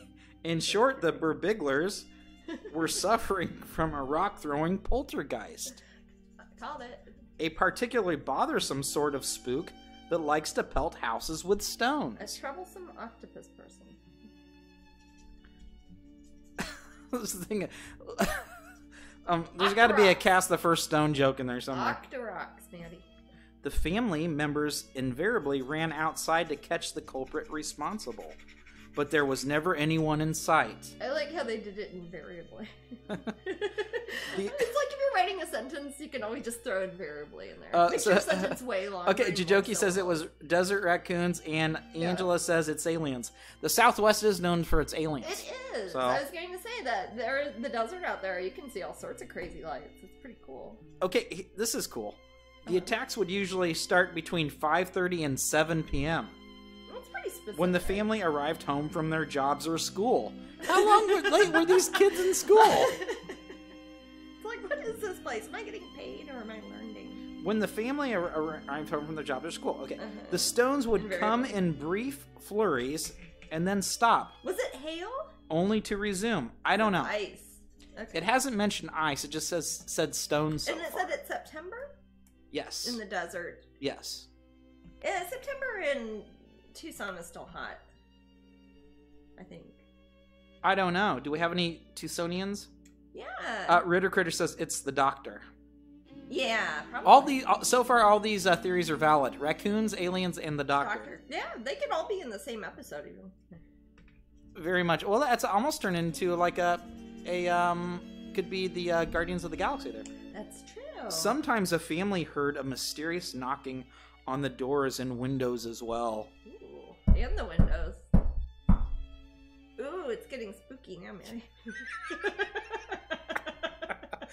I'm scared, Jasmine. I'm going to shut the book. I'm going to stop reading. I'm going to hide that book in a drawer and never look at it again. The Burke Bigglers originally felt that a... I'm a 12-year-old. Does anybody know Boogie Nights? Does that not sound like Dirk Diggler every time I say it? The Burke Bigglers originally felt that a vagrant was responsible for the mischief. That is probably more likely than, like, aliens. But then we have a wise old Mrs. Burke Bigler. Okay. But Mrs. Burke Bigler was less sure of the cause. Maybe it's a spirit. Okay. I think it's a spirit, honey. It's not a vagrant. It doesn't seem vagrant. It seems spirity. It seems like it wants to stay in one place, so it's not a traveling vagrant. So that's in quotes. Mrs. Burke Bigler was less sure of the cause. Maybe it's a spirit. She finally told reporters from the Arizona Daily Star. So this was under investigation. Apparently by a newspaper. Yeah. They could not find... Hey, Starry Light Girl, hey. Send an email to Matt at strangeling.com with your info. You won a prize a couple weeks ago. You won a good prize a couple weeks ago. Okay, I don't know what it was, but you won it. Yes, I've been trying to figure out who you are. Okay. Yeah, it's like, who is this lady? Okay. Or gentleman. Maybe we've built over some sacred burial grounds or something. Sounds like the movie Poltergeist. It does. Well, to be fair, that is often how people would think there would be a poltergeist. Yeah, but the movie Poltergeist came out in 83. It came out when? In 83. Right, when this or 82. Happened. And this happened in 83? Yes. Oh. Yes, that's what I'm saying. That sounds a lot like Poltergeist. Soon, the local press was calling the Burt Bigler's problem the Phantom Stone Thrower. During the following weeks, the local sheriff's department visited the house and called in helicopter surveillance to solve the mystery. Wow! This looks like this is when problems weren't very bad. I was going to say the police didn't have as much on their plate back then. They're here, says Ritter Critter. Exactly. Well, to be fair, it is the Southwest. There could very well be native. No, they're taking this much effort because of this. That's insane. Think about the problems we have today. I think about missing and these are children 1983 problems. For like 48 hours, and they don't even bring Times out was different. And they do for mysterious phantoms throwing ghosts. Times was different. Maybe it's like somebody they knew had a helicopter. They ended up being struck by the rocks themselves. These are the cops with the helicopters. The cops in the helicopter were struck often in broad daylight and became reluctant to visit the property. So the police were afraid because rocks were hitting them. Okay, all right. The police were afraid to go there because of rocks. Because of the rocks, even though the police have helicopters. Okay. Yes. Well, I guess you could take bad children, evil pixies. Radovich says, you know, pixies are actually kind of. That's not a bad theory at this point. I would be with pixies on this one so far. I like bad children though. Bad children. Not generally, but I mean I like the theory. I was gonna say punk-ass teenagers. Punk-ass teenagers were involved in a rock throwing in Tucson, Arizona. Sounds entirely possible. The most frightening episode of the case occurred on Sunday, December 4th. This was of the same year, so we're up to December now. Okay. The rocks had been active but sporadic all that day. So 2 reporters from the Star visited the house to interview the family. By 6:10 that evening, rocks were being hurled against the side of the door of the house with such viciousness that the reporters couldn't leave. Really? You know, if this really happened, this would be the most interesting thing that has, like, ever happened, which makes me think insane. It didn't happen. Because I would have heard about this. No. Okay. The people like your punk-ass... no, I think that's probably the best bet is punk-ass teenagers. That's always your best bet. It's gotta be, yeah. I might have been one of those teenagers. Actually, Brandon and I were talking about this a week ago, and I said, there's grown-ups my age that aren't just, like, wary of teenagers, but afraid of teenagers. I was like, why are you afraid of teenagers? I used to be one. I was more afraid of grown-ups when I was a teenager than I'm a grown-up now, and I'm not afraid of teenagers, you know? Teenagers are my people, man. When I was, when I was a teenager, I was afraid of the grown-ups. Grown-ups. Grown-ups are scary. The siege lasted for 2 hours until the family finally called in the police, who escorted the reporters away. So the police came for the reporters. The police weren't afraid. Did they bring, like, I don't know, they have the helicopters? They have, like, those Apache helicopters? I think they brought Airwolf. Airwolf? Yep. Cool. What was so bizarre was that to hit the side door, the rocks had to travel through the house's open garage. Okay, there's some kid in the garage selling rocks, or throwing rocks at them. So Ritter Critter says Chula Abraham. I'm not sure what that means. I'll have to look that up. I like Cholula, the hot sauce. Since a van was parked there that evening, the rocks had to be thrown with uncanny accuracy through a slim 2-foot opening between the garage's ceiling and the roof of the van.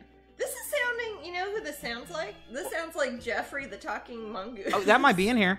Oh my gosh. It might be, but I will pull up that. I will pull up that story one day. That is a great story, but oh, it's Airwolf. You think it's Airwolf? No, Blob helps us. Airwolf. Yeah, probably. Yeah, get Airwolf on it. All right.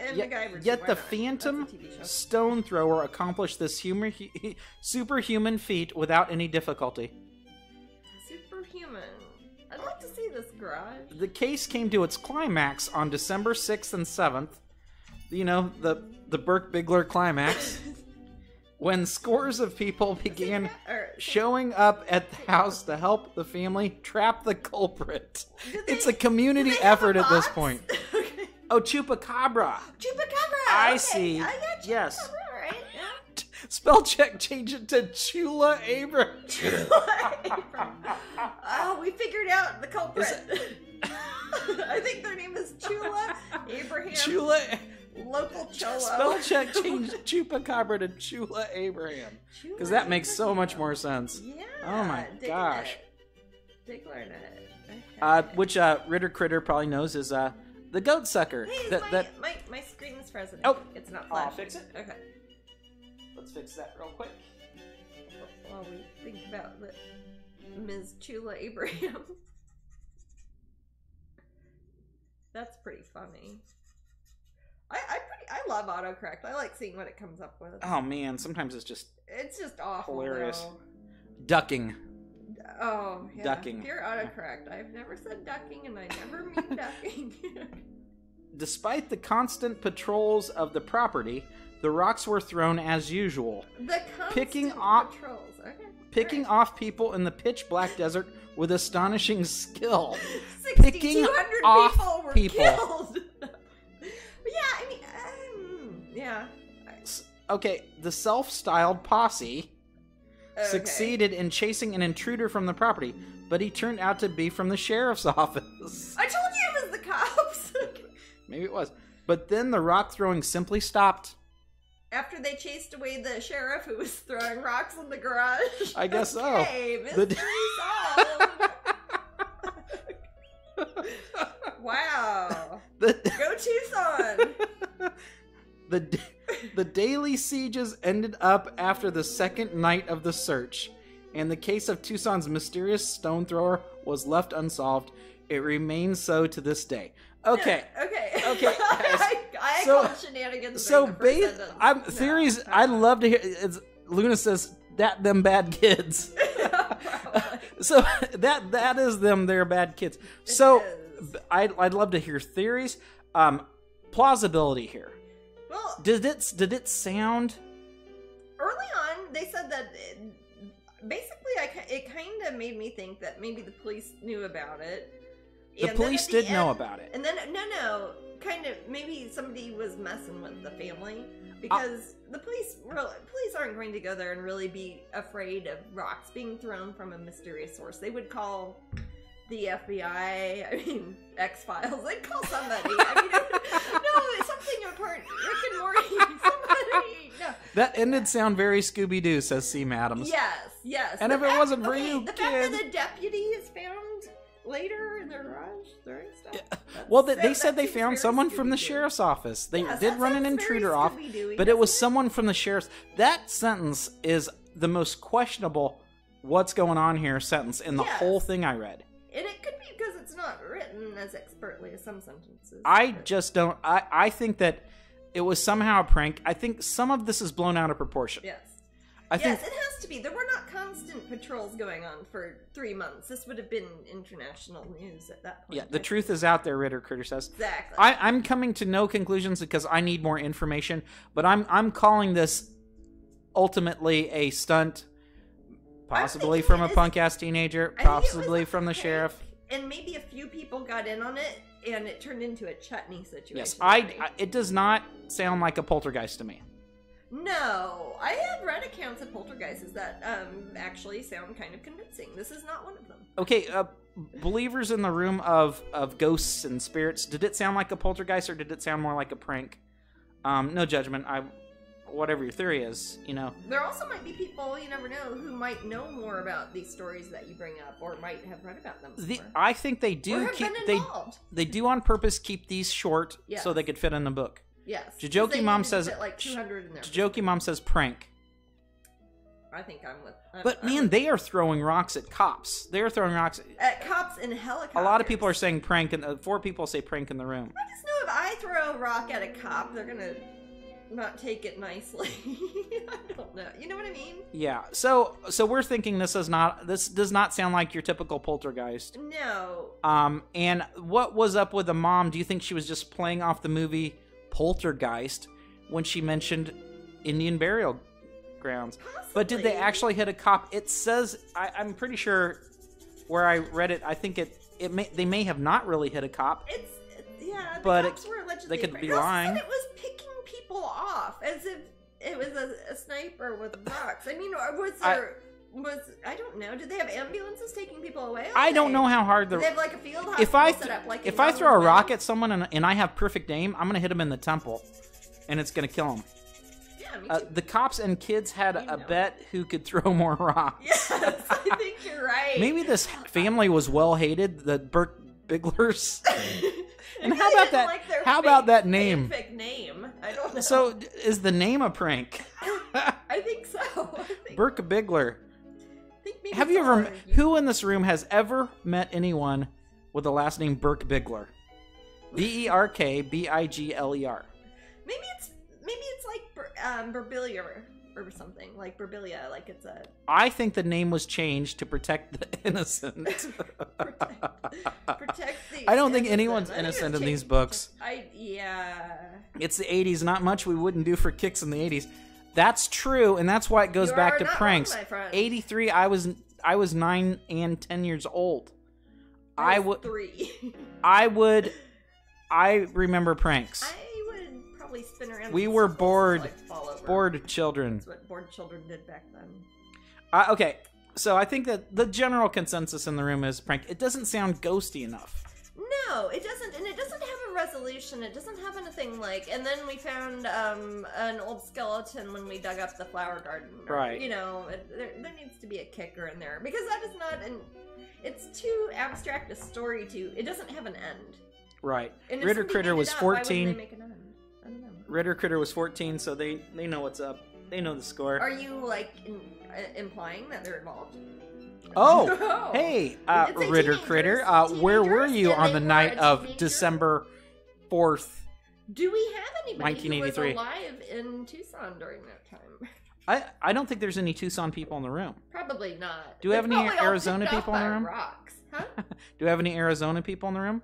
Any Arizona policemen? I think we have some protocol. We have Southwest people in the room. Oh yeah, but I don't. Totally. I think they're Californians.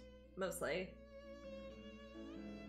But yeah, are there anyone who's even been to Arizona in the room? I've been to Arizona a million times. You know I have. Jasmine's been there a million times. No, I've probably been there 20 times. I'll never tell. That's a lot, and I've never lived there. Oh, Ritter Critter. We know the truth. I'm gonna mark a note in this book. That we've read that one? Or are you keeping track of which ones are real? And Jasmine is on purpose not peeking in the book at all. No, I don't look at the book. These are just actually they're a mystery to all of us because I don't read the book. They're unsolved mysteries. I don't remember that story. You know, I don't know if I remember that story having read it, because again, I would have been quite small in that, but I might be lumping it in with other poltergeist stories. For example, I was talking about Jeffrey the Talking Mongoose, which is one of my favorite unsolved mysteries of all time. But also it reminds me of some of the things like at the Bell Witch House. If you read the old accounts of that, not all the new ones that they've done stupid movies of and all that, but the old Bell Witch stories. I think everybody in the room was throwing rocks. Probably. I think that's destiny has brought me to this chat room right now because they're all just a bunch of rock throwers in here. I think so. I'm ashamed of you all, but I like your tricks. I'm also very proud of you. In front of people. I'm very proud of you, rock throwers. Yeah, they're called missiles. I always like it when they're. Well, I don't like it when there's riots and people throw things other than missiles. But like when people throw tomatoes, technically you can call them missiles, like legally. It's very funny. So it's not. Ritter Critter threw them all the way from Arkansas. That's pretty good. We are the bad rock kids, says Luna. Yeah, I think we're the bad rock kids. Yep. We are. Been to Arizona, good place to let your imagination go wild and throw a hell of a lot of rocks. Whenever I go to Arizona, I just start eyeballing those rocks and thinking what I'm gonna throw at. I look into the sunset, then go back to the rocks, have a little nice dinner at a local Olive Garden, grab some rocks, throw that. Local Olive Garden. Hey, what is that awesome restaurant we went to in Arizona? I don't know. It's right outside. We rented an RV and we're staying outside the Grand Canyon at what's that town? I've known this any other time. But anyways, they had like vegan. Remember they had like vegan fry bread tacos and stuff. It was crazy. Oh yeah. Oh man, you loved that place. Oh yeah, I remember. I was sending out orders from the campground. Yes. Man, that sucked. we went to. I remember that we had to get to. I was printing off labels, and you were getting like your breakfast in the campground. Your Mexican egg breakfast. We were in an RV, like on a laptop. Shipping things. You had. Is that when we had a printer that was portable for making labels? Yes. And we had to do them in the RV. Yes. Holy cow. Now I have a different method. Wow. Stamps.com. Yeah, I recommend it to anyone. anyone. How far we have come. Val Farah says, really, I live just down from the Bell Witch area. Oh, really? So, Jasmine, do you like the Bell Witch story? I do. I think everybody does. I do. There have been so many silly horror movies that have been made based that are Bell Witchy. That are supposed to be the Bell Witch story, and they've kind of put in some weird parts into the story that I don't think were in it originally, and added a lot of weird family dynamics I don't necessarily think were part of it, and it's turned into its a whole own thing. But I think that's an interesting one. Blob Help says there's a book called Phenomena you should look at. Hey, Blob, is it like what I'm reading? Because I'll probably eventually need another one. Did you see there's like hundreds of stories in there? Yeah, it will take a while. That's true. I don't plan on stopping. Bell Witch is in Adams, Tennessee. I live in Clarksville, about 15-minute drive. Oh, taking the last train there.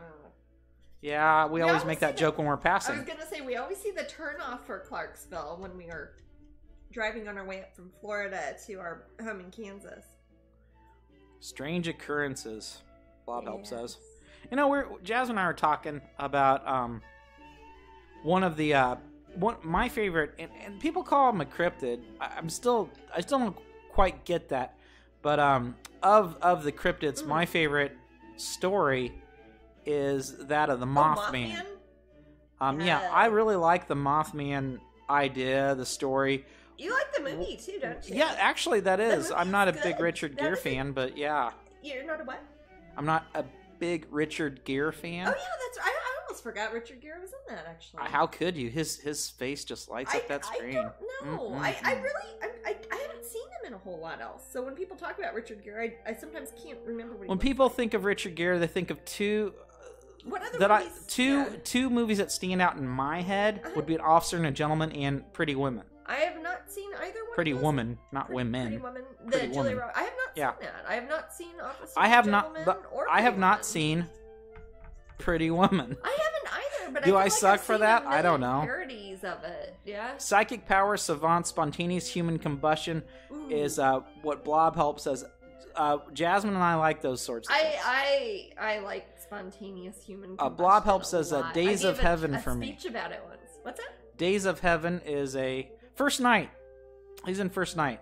Oh, I saw that. Yeah, First Night. I saw that. I did not see Days of Heaven. I saw First Night. I did not see First Night. Oh. Because Jasmine was seeing it in the movie theater I was working in.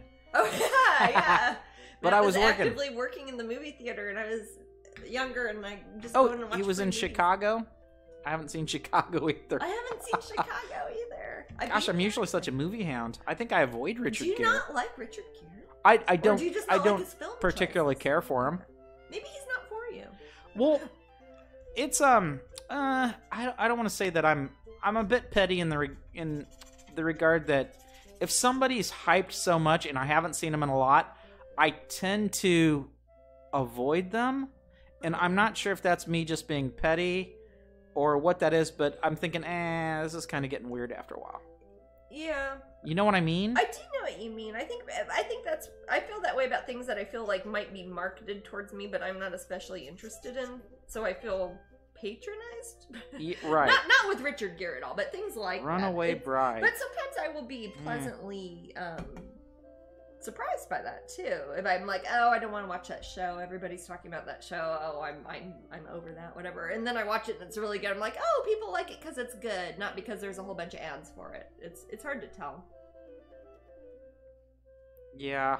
Like, some movies I avoided seeing just because I didn't like the previews, or I was sick of seeing the banner ads, and I'm like, I'm so pissed off at this movie. It keeps taking over IMDb and shaking the screen around, and I'm like, I'm not gonna see that movie. And then I end up seeing it, and it's really good or whatever.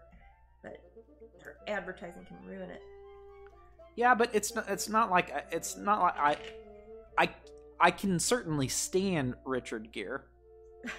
Well, I liked him in The Mothman. So far, I saw First Night, and that was alright. And I liked Mothman Prophecies, good. So sure. Richard Gere's alright with me. I'll have to think if I've seen him in anything else. Officer and a Gentleman is a very popular movie. That. I know it's popular, but I haven't seen it.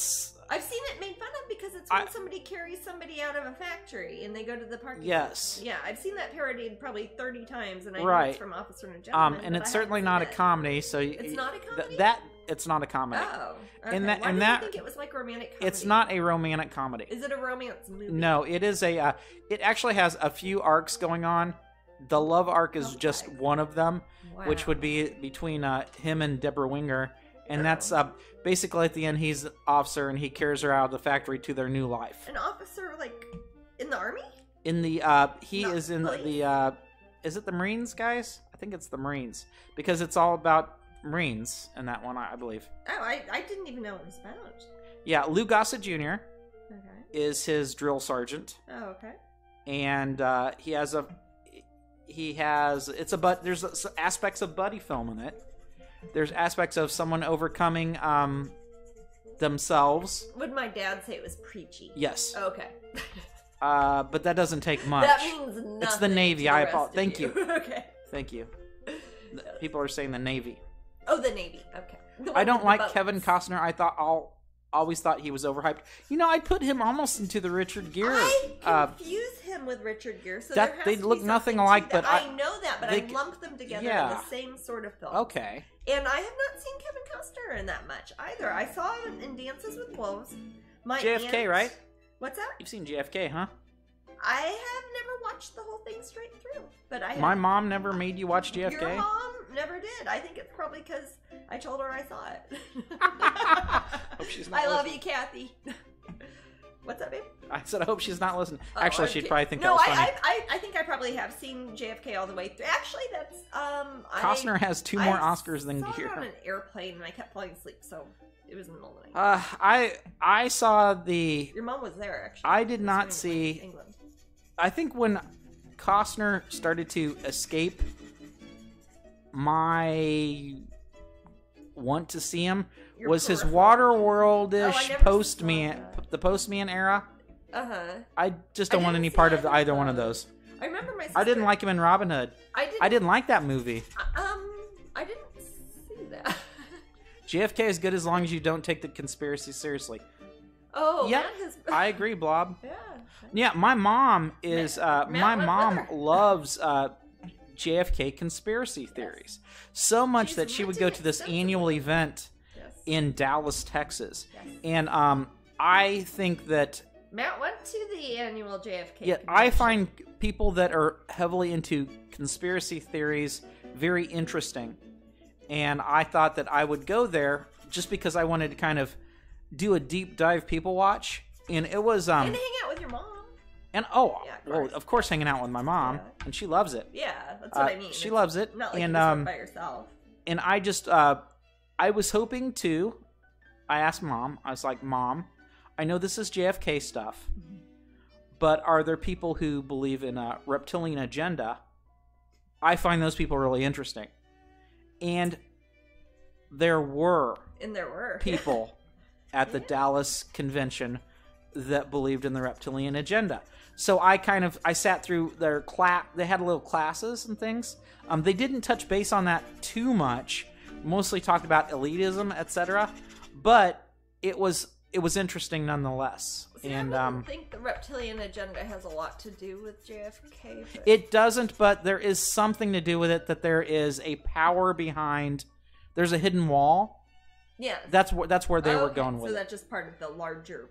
Yes, and I find it interesting that people devote a lot of time to those theories. I think it's interesting when anybody has any ideas that are off-center, really. Yeah, like the old TV show V. Absolutely, Jajoki Mom.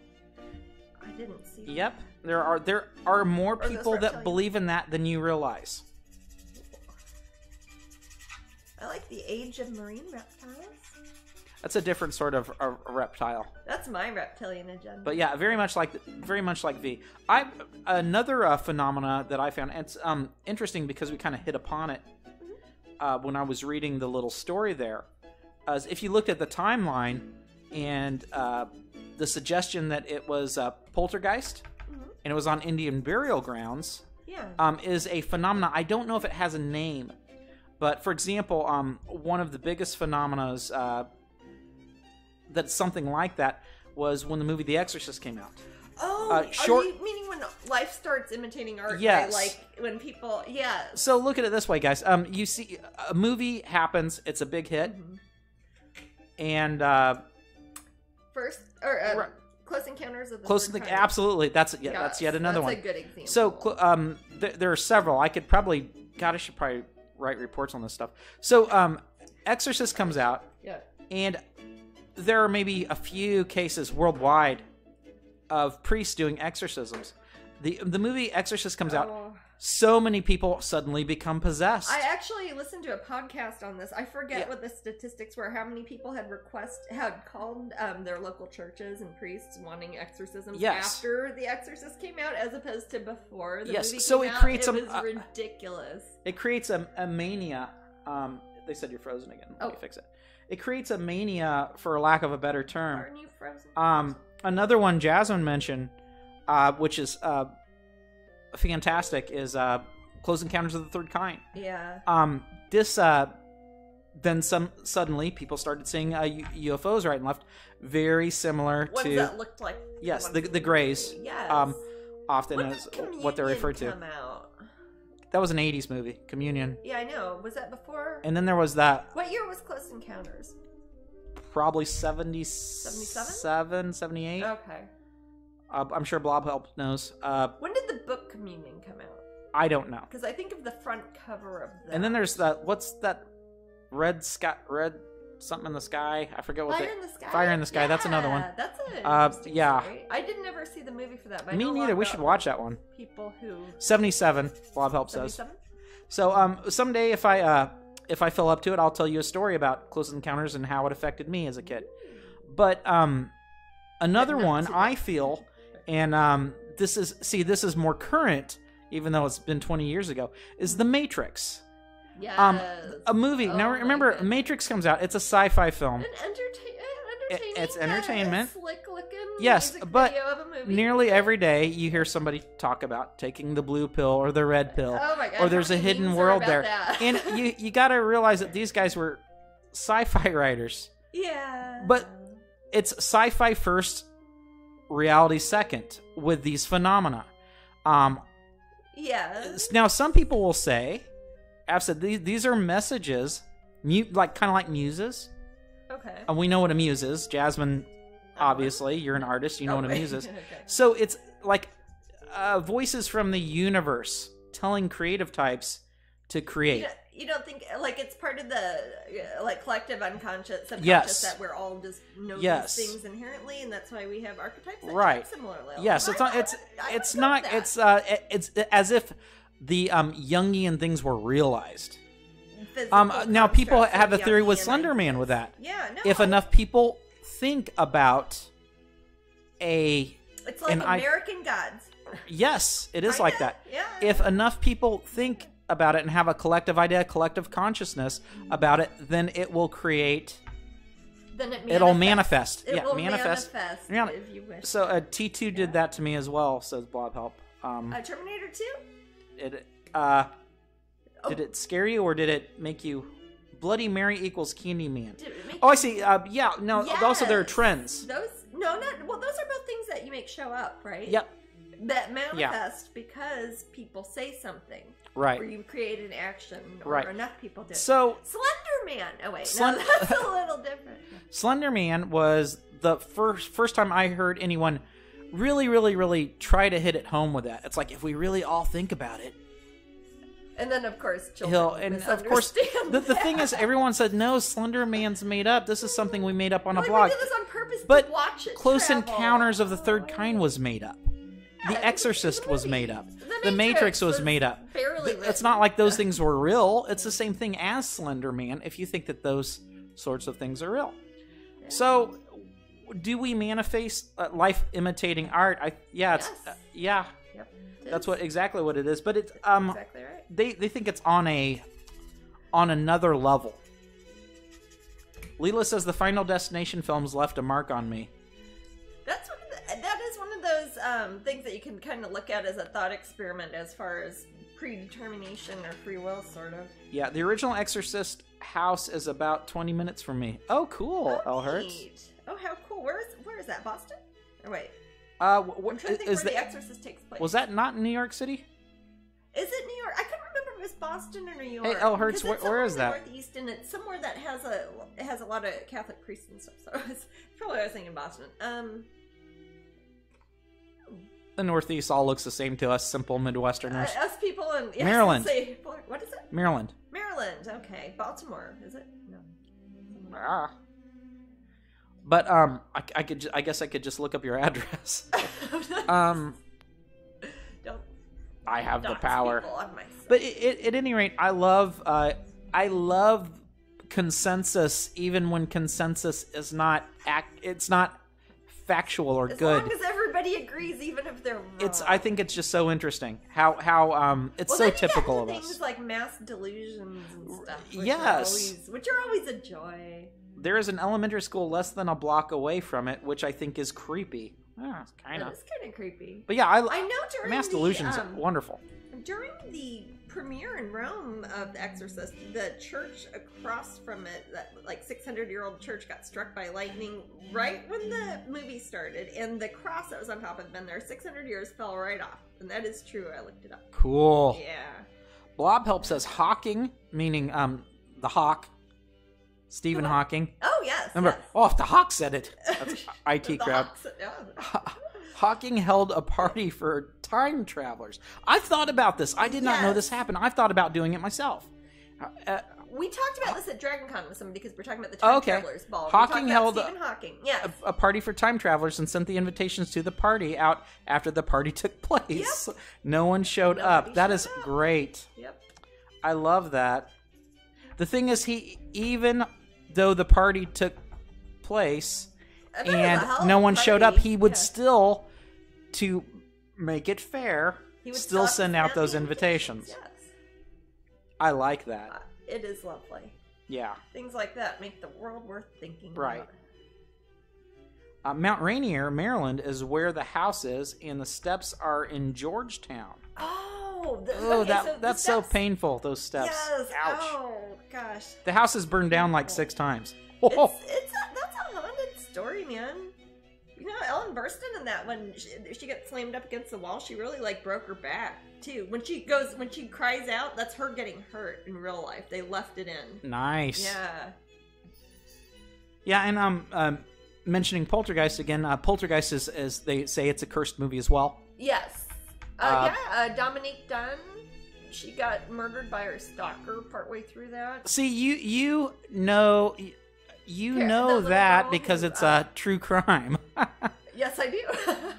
Up and coming actress. You know, she's Dominic Dunn's granddaughter.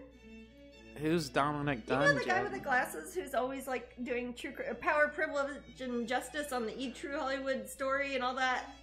Older guy, he was a writer for Vanity Fair. I think he passed away maybe a few years ago. Okay. He speaks very importantly about everything. He does some of the voiceovers on a lot of the more salacious true crime sort of stories. Yeah. And he was a writer for a long time about social pages, and he wrote a lot about the O.J. Simpson trial and stuff too. Carol Ann. My cousin's name is Carol Ann, and she used to get teased. Yeah, now Carol Ann made it through Poltergeist 2, and then I think she passed away. She did. But she had some sort of bizarre illness. She had, was it, did she get septicemia from her kidneys? I don't know. Something odd. I know that it changed her appearance. Yes, it's because she was retaining a bunch of water because she was doing dialysis. Aw, that's so sad. Why'd she have to act? What's wrong with Hollywood that they do that? You still have to go work every day of your life, and then come you on. die. Poor little thing. Honey. Leela says Linda Blair went on to host Scariest Places on Earth show. Yes, that's pretty good gig for Linda Blair. Yeah, she's done a few things like that. Usually around Halloween time, you'll see her on TV hosting. She was in stuff. a really campy movie, kind of like not the that. Deepening. Three Deepening. No, she is. Well, it was called Night Patrol, which was kind of like a bad version of not very good Naked Gun. Oh gosh. Night Patrol, like it said, hey, there's a full moon out tonight, and you look over the window and you see a guy with his bottom hanging out the window. You know, that sort of jokes. It's literal humor often. It's like a little bird told me, and then Linda Blair moves her head over, and it's like, but he didn't do it. Oh wow. You know? So not as good as The Exorcist, you'd say. No. Okay. Repossessed. I did not see that movie. And Blob Help says it's an underrated parody. Repossessed. That's one that Linda Blair's in that as well. Yeah, it makes fun of horror movies. Kind of like a precursor to the scary movies. Elvira claims she lived in a haunted house and a ghost tried to drown her in the pool. Yeah. Nice. I guess. I don't know if that's nice. There's a house I lived in that I think was haunted. Yeah. He does too, even though he doesn't believe it. No, I don't. But you believe that house was haunted? No, I believe it's weird. And the thing is, it had some stuff going on. It was a weird, scary house, anyways. Yeah. Yeah. Leslie Nielsen. Great actor. Some good stuff. Yeah, I like me some Leslie Nielsen. Great and sweetie. Forbidden Planet. Cats like it when we talk about ghosts. Oh yeah. Jeanette says, I'm back. I lost 40 minutes. My husband had to do something with a hub. Lost 40 minutes. Lost time. That's always a sign of alien intervention. What's that? He had to do something with a hub. What is hub a UK for anything? You're thinking of hob with the stove. Hub, like for the router, the router. Oh, is hub a router? Yeah, Jeanette. That's part of a hub is in all. It's funny because Jeanette's American, but she lives in the UK. No, it's an American term too, baby. It's a technical term involving parts and routers. I don't know these things. I don't know either. I mean, I know about these things, but... I know about these things I don't like. But I don't like them. Well, I'm happy you're back, Jeanette. Yes. We miss your aunts when you're not around. I always feel like I'm on a picnic. There's ants? Yeah, Jeanette always posts with ants. Oh, so I don't get to see the chat. Well, even on Facebook, Jasmine. Oh, okay. Ants everywhere. Oh, she never doesn't not post. I know. I like ants. There are ants. I think it connects to the internet. It says, yeah, I like you, Jeanette, because I think it connects to the internet. Yes. Yes. Yes. Good. Stay that way. It's like what puts Google on your TV. Sunshine's biting me. Sunshine, stop it! What the heck is wrong with you today, baby? If there's a big earthquake soon, Sunshine knew about it. She's like, quit talking about ghosts, but yeah, she bit the tar out of me. Kitty cats know about, all cats are haunted, but they know about ghosts. Because it was haunted. Because it was haunted. Oh, 5 minutes to raffle. Jasmine, can you tell the good folks what we get today for raffle? I can, sir. And I can show that these are the two paintings we're working on, and they match the two pins, which are our January pins of the month. We get two because it's January. Why not? It's a new year. We've got Black Swan, White Swan, and these will be prizes that we're giving away at the hour.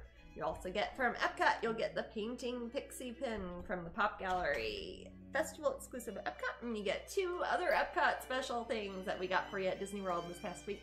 Postcards from Disney World featuring my official Disney artwork, Tiana's Magical Evening, and Artist Mickey, and I will autograph these, and whoever wins this prize gets all these, and I'll sign the little papers on the pins too. Why not? I got a shoulder cap. Is it Sunshine? It is. Can say, but it's not Tigreal. If it's Gamer, I wouldn't be able to stand up. If it was Rio, I would just like call a halt to Twitch and just bask in the glory of it, because she's not likely to do that. That's like a bald eagle landing on your car. It is. And fanning both of its wings with as the sun set behind it. Yeah, totally. Gosh, sunshine? What is I really that? like you both too, and my great pin friends. Aw, you're sweet. Oh, Anne says, what a great prize pack. I agree. That is a good prize pack. Yeah.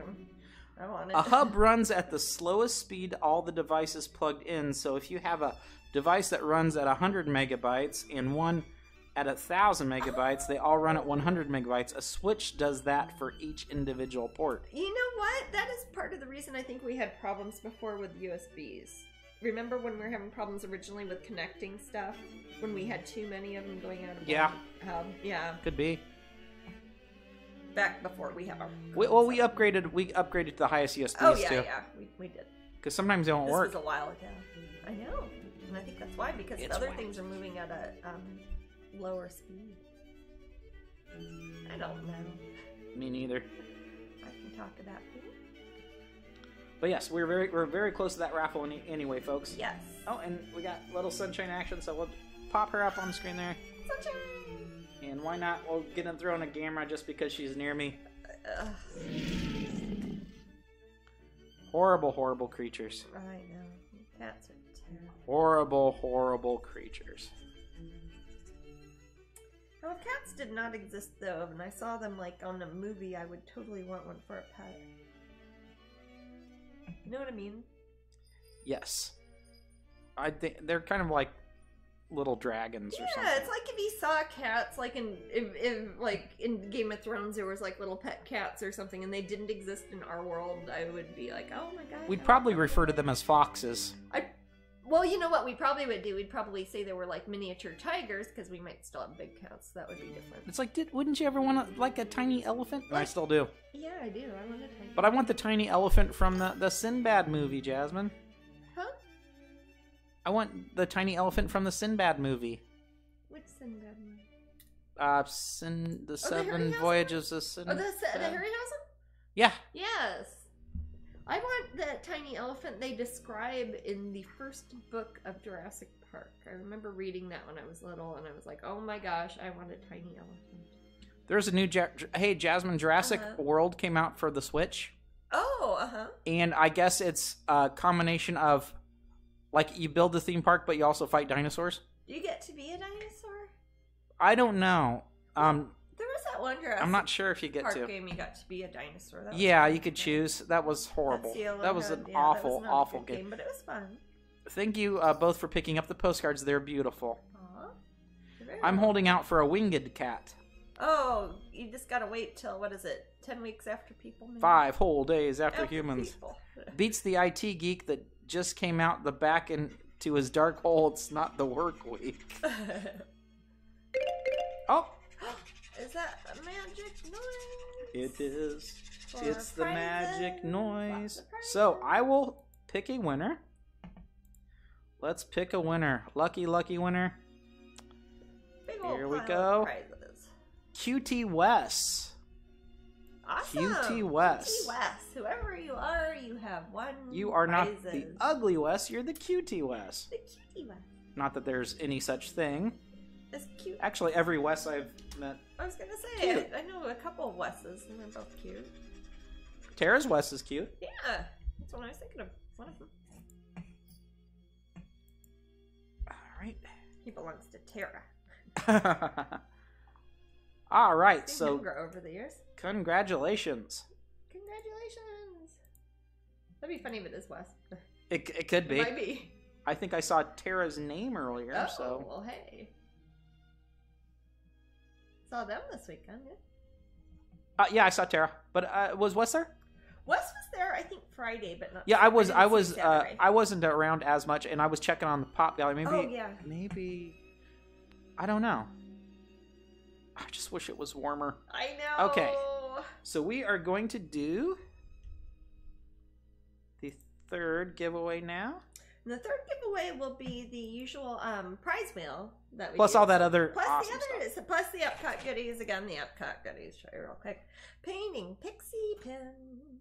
Artist Mickey and Tiana Disney World postcards. I will autograph all of them. And then you'll get a prize from the prize wheel, and who knows what that will be. The prize wheel is so cool. It is pretty You could cool. get an original. There is an original painting on the prize wheel. What are you, crazy, Jasmine? Yeah.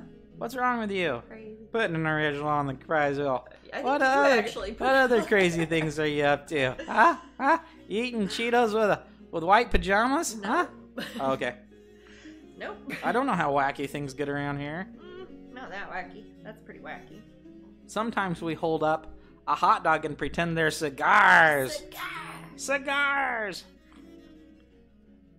Man, I kind of wish I would have gotten one of those plant-based bratwursts at Epcot, though. It's like right by where our booth is, but I'm not supposed to be touching my face and eating food when I'm there, so I can't get one.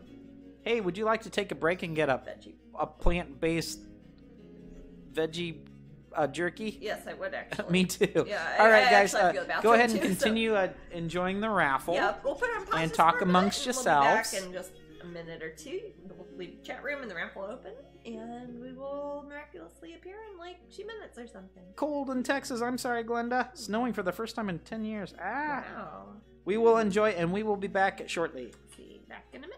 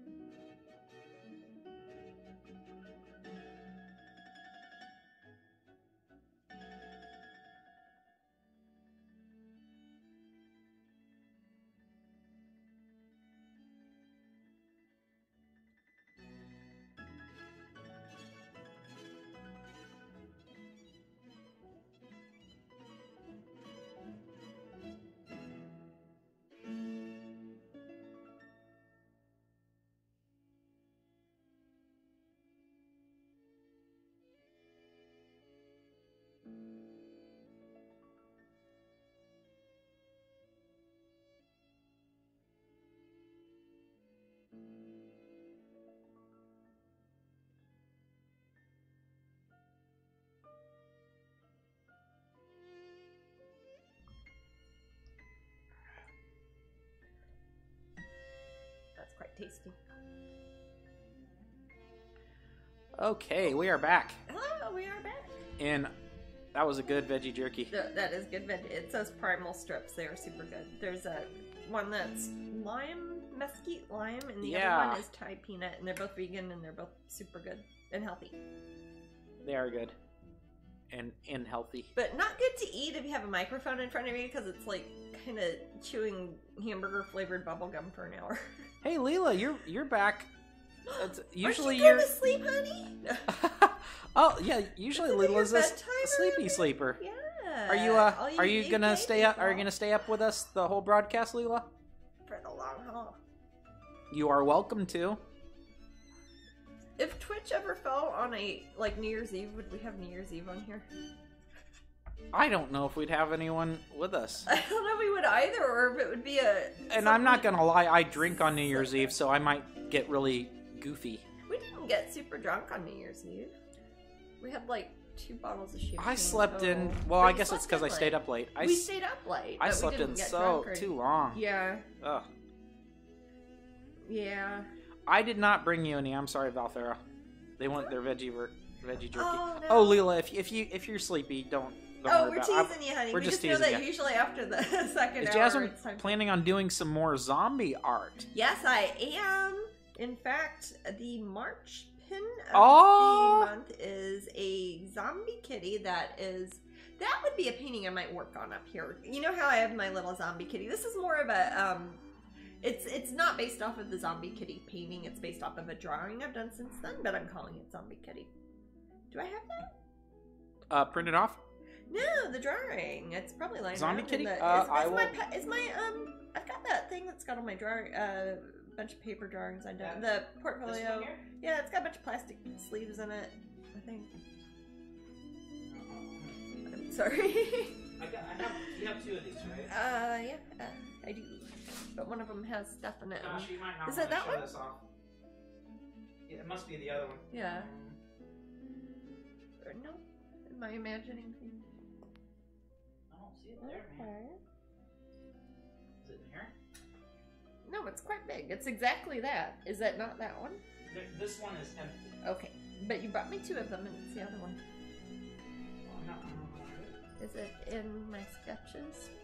Labeled drawer? Maybe. But yes, anyway, so there is a pin and a painting that we'll eventually be doing that will be going with a pin. That might be something during this month. Yeah. So I do want to finish the painting, or do a full-scale painting of the February pin too, which is the Valentine one. Show in this. Yeah. Well, it's the first page. Well, what's the first page? Oh, I showed that one before. Oh, yeah, that's what I showed that before. Yeah, I know. Okay, yeah. Yeah, the first page just got painting pics. Eventually, I'm gonna put these on the website so you can buy the drawings. But these are the actual original drawings I do for the pins, and this is the zombie kitty cat one that'll be the March pin, I believe. Yeah, March pin. February is will be Valentine Masquerade. I don't have the colored version handy. I'll show that to you guys soon though, because I've already got these in production and they're going to turn out really cute. But I'm going to do a full-scale painting of her also. And then probably one of the zombie kitty, except I want to actually show her sitting down and... Oh, Kieran got some David Walliams books for Christmas. Codename cool. Bananas. And Mimi says, I've been working on a 4x3 pin board while watching Jasmine today. Oh. I'm making more space for future pins. It's Excellent. a huge board. I hope that it will last another year or more. I'll have to share it when it's done. That sounds awesome. Please do. I love seeing how everybody displays them. And there are definitely lots of pins coming out, so you'll have room to display them. I can't wait for Zombie Kitty, says Luna Star. Yes, and it should be Crispy says, super awesome, cute. love zombies. Yes. You are a crispy critter. Yes, that's is that the number? What? So, is the #1 way to kill zombies fire or a bullet to the head? Or is a bullet to the head a more modern thing? Yeah. It seems like on old movies when you shoot zombies, they still keep coming. Yeah, but a bullet to the head usually. I would say shovel. Shovel. Baseball bat, man. Flamethrower. Flamethrower. Remember yeah. Theo? Oh my gosh, yeah. Any brain trauma, says Blob Help. Yes. General dismemberment. Acid. Bad of acid. Decapitate, says Crispy. Suddenly the room gets violent. Yes. I like where this is going. Any crappy LPs? LP? I've got some crappy LPs around here. I've got some good LPs. You should do Vinyl Corner. I'll show off all my friends. Iron hook up the nose. What's that? Iron hook up the nose. Yes, that's how you remove the brains from yes, like you're a mummification. You could have a mummy zombie. A zombie. Zombie.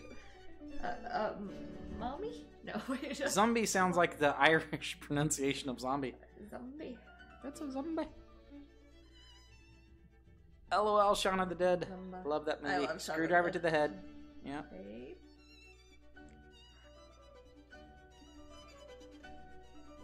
Zombie. I like to think of zombies as something that you physically have to dismember because the connective force that's keeping it together isn't the same that is keeping a human together. Mumby. Mumby. Sounds like a tube stop you never get off at. It's like, oh, that one, that's next stop, Mumby. Yeah, next stop, Mumby. It's like, oh, it's like, Edgeware. It's like, yeah, nobody likes to get off. Oh, that guy just got off of Mumby. I'm glad I didn't say anything. Oh, yeah, I see the weirdest people get on if you stay past Mumby. Oh my god. Gosh, even when they open up the door, the smell, Mumby. Oh. Let's keep going. Let's go to Acton. Yep. I always call Edgeware Edguare. Edguare Road. Edguare Road. What's your favorite tube stop, Jasmine? Oh, if I said Marble Arch, it's only because it's right by our house. It's actually not that exciting of a stop. It's actually pronounced Marble Arch. Marble? That's what the lady says. Yeah, she does say that. Actually, as far as ones that are close to us in London, the Bond Street station's pretty good. Luna Pixie, you got 45 minutes left. It's got the whole sort of mall over it, so it's got a Boots and a Pret and everything like covered, like you don't have to go outside and get it inside. Depends what you're looking for with your tube stops. Oh yeah, Kieran and Leela, yeah, definitely send some stuff. I can make a ton of slideshows. Oh yes. Oh yes, anybody who happens to be going to Epcot, please send us any photos you have. Send them to matt@strangeling.com. We'll take some ourselves. I don't know where my phone is now. I was going to check the forecast for... It's coming. I know we have a warm day tomorrow. Oh, do we? Tomorrow's a warm day. I haven't looked at the festival for next weekend yet. I think I left my phone upstairs. Okay. Or Sunshine stole it. Sunshine might have stolen it. I told you how she stole mine and called emergency services. Not really, but it did the thing where if you hit the button on the side 3 times, it starts going... I think it calls 911 if you leave it like that. It sounds like you... Rant with the trolley. With the trolley. Really unpleasant cackling version of... Yes, yeah. That's the stuff I don't do at Disney World. They don't have me there for my singing.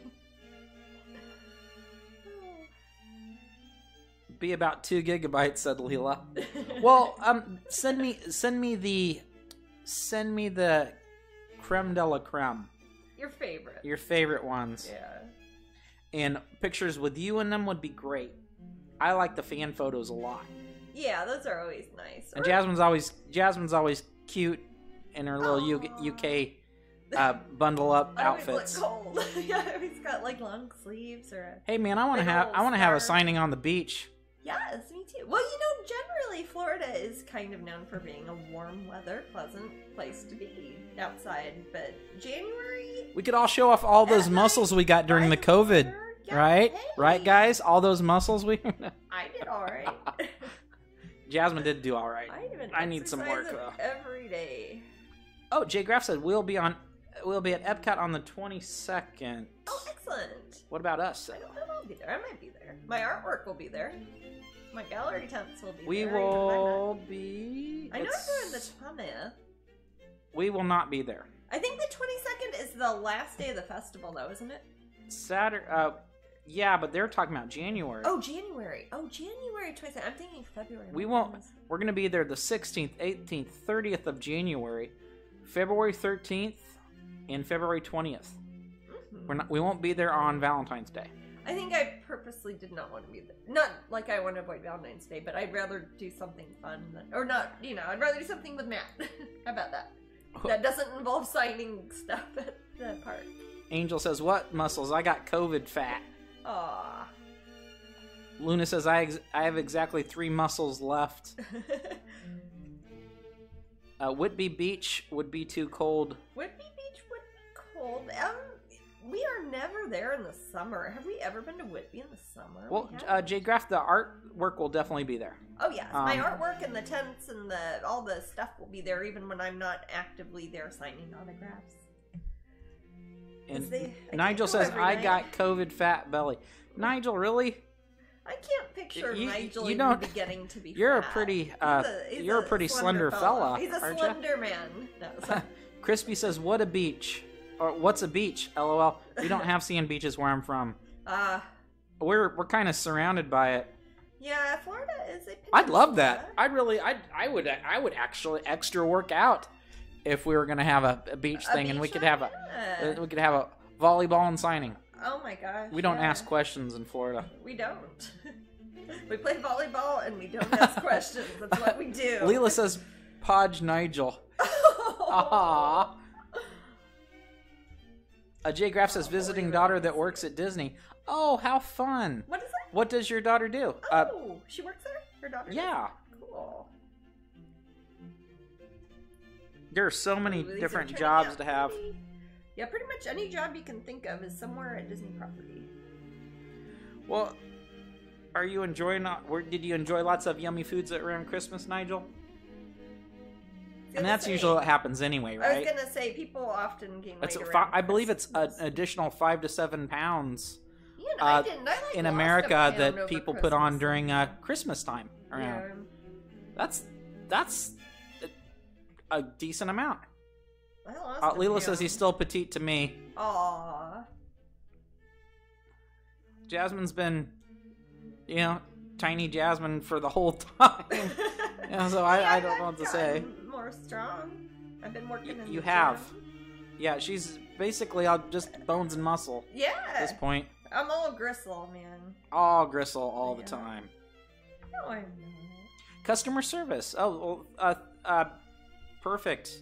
That is a tough job. That is. Both me and Matt have been through Disney's traditions and customer service training. I believe it's guest relations. Guest relations, yes. We can't wait to see her. Well, I hope you have a good time. Issues training with Disney. What's that? They said they can't wait to see her, and I said I hope you have a good time. Yeah. Gristle. Jasmine had a horrible 1984 Olympic edition white Camaro. Camaro. Yes. This is the car we're so Midwestern. I bought from my father for probably more than it's like Coach McGurk's car. It is the just Camaro, like Coach McGurk's car in home movies, yes. Camaro. Chevrolet Camaro. What? Okay, so there were several things wrong with this. Gristle. It's the only car I named it Gristle. I have not driven since then. I named it Gristle. I don't know why, but I was like that car. Gristle. It was 90% Bondo. Yes. Pieces would fall off, and I just kind of put Bondo on it. So it was this hand mold the fender. Basically, this crappy sculpture. I remember driving down the road, and why can you hear it going down the road? It got hit by a car, and it turned to powder. It was amazing. No, so it crumbled. Real quick. Sorry. Scarlett says I'll be there on February 20th. Oh, hey, are we going to be there? Are you going to come see us? I will be there, Scarlett. Oh my gosh. Oh man, I want to give Scarlett a hug. I will be there. You know what? Maybe by then we'll be allowed to hug people. I don't think so. Probably not, but it will. Oh, next time I can give you a hug, Scarlett, I will. Yeah. Maybe by Dragon Con. Wow, Nigel put on around 10 kilograms. Oh, it'd take more than that to make Nigel fat. But yeah. That's all muscle. That's a lot. All muscle. That's a sack of potatoes, man. Jasmine is just so sweet and cute, and Matthew is polite. Aww. But not cute. And I'm not polite. Where was I? Oh, anyway. So Jasmine's tires on this hideous car. This was a long 1984 time ago, This is Camaro. when I was in school, like when I was a student. The tires for some reason would deflate daily. And when I say daily, I mean twice daily, because it was when I would drive to school, and then when I would drive back. And Jasmine would buy Fix-A-Flat. I would put massive amounts of Fix-A-Flat. I would put a Fix-A-Flat on the way to school and a Fix-A-Flat on the way back, and then I never had to fix my tires. So she'd drive down the road, and you could hear the car sloshing.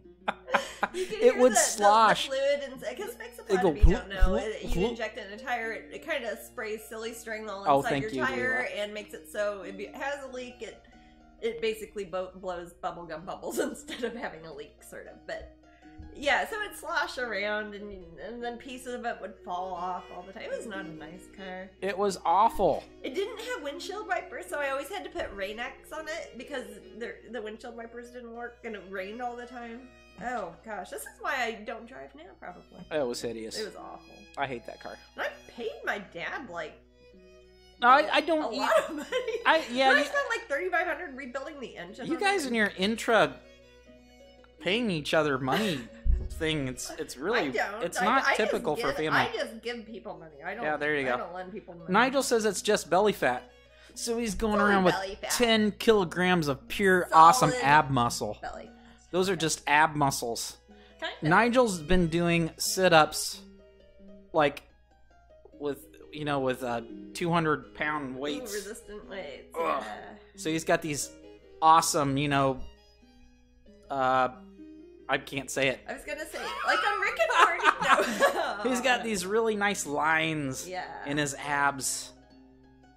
I can't wait to see. Send us a pic of that. I'll put it right there on the slideshow, Nigel. No, we'll wait we want to see those abs. In person, hopefully we'll be out there for one of those shows this year. You know how Popeye's got the forearms? Like Nigel's got the abs. Yeah. He is exaggerating, Elo. I know. We know. I know. We won't hold you to it. It sounds awesome, though. Oh, he said no chance. We would not. I would. Oh, darn it. I just, everybody, in order to be in this room, you have to send me a picture of your abs. That sounds like soliciting for abs. Yeah, I was going to say, I don't. No soliciting for abs. That's obviously a joke. Yes. Not reflect the views of the Walt Disney Company.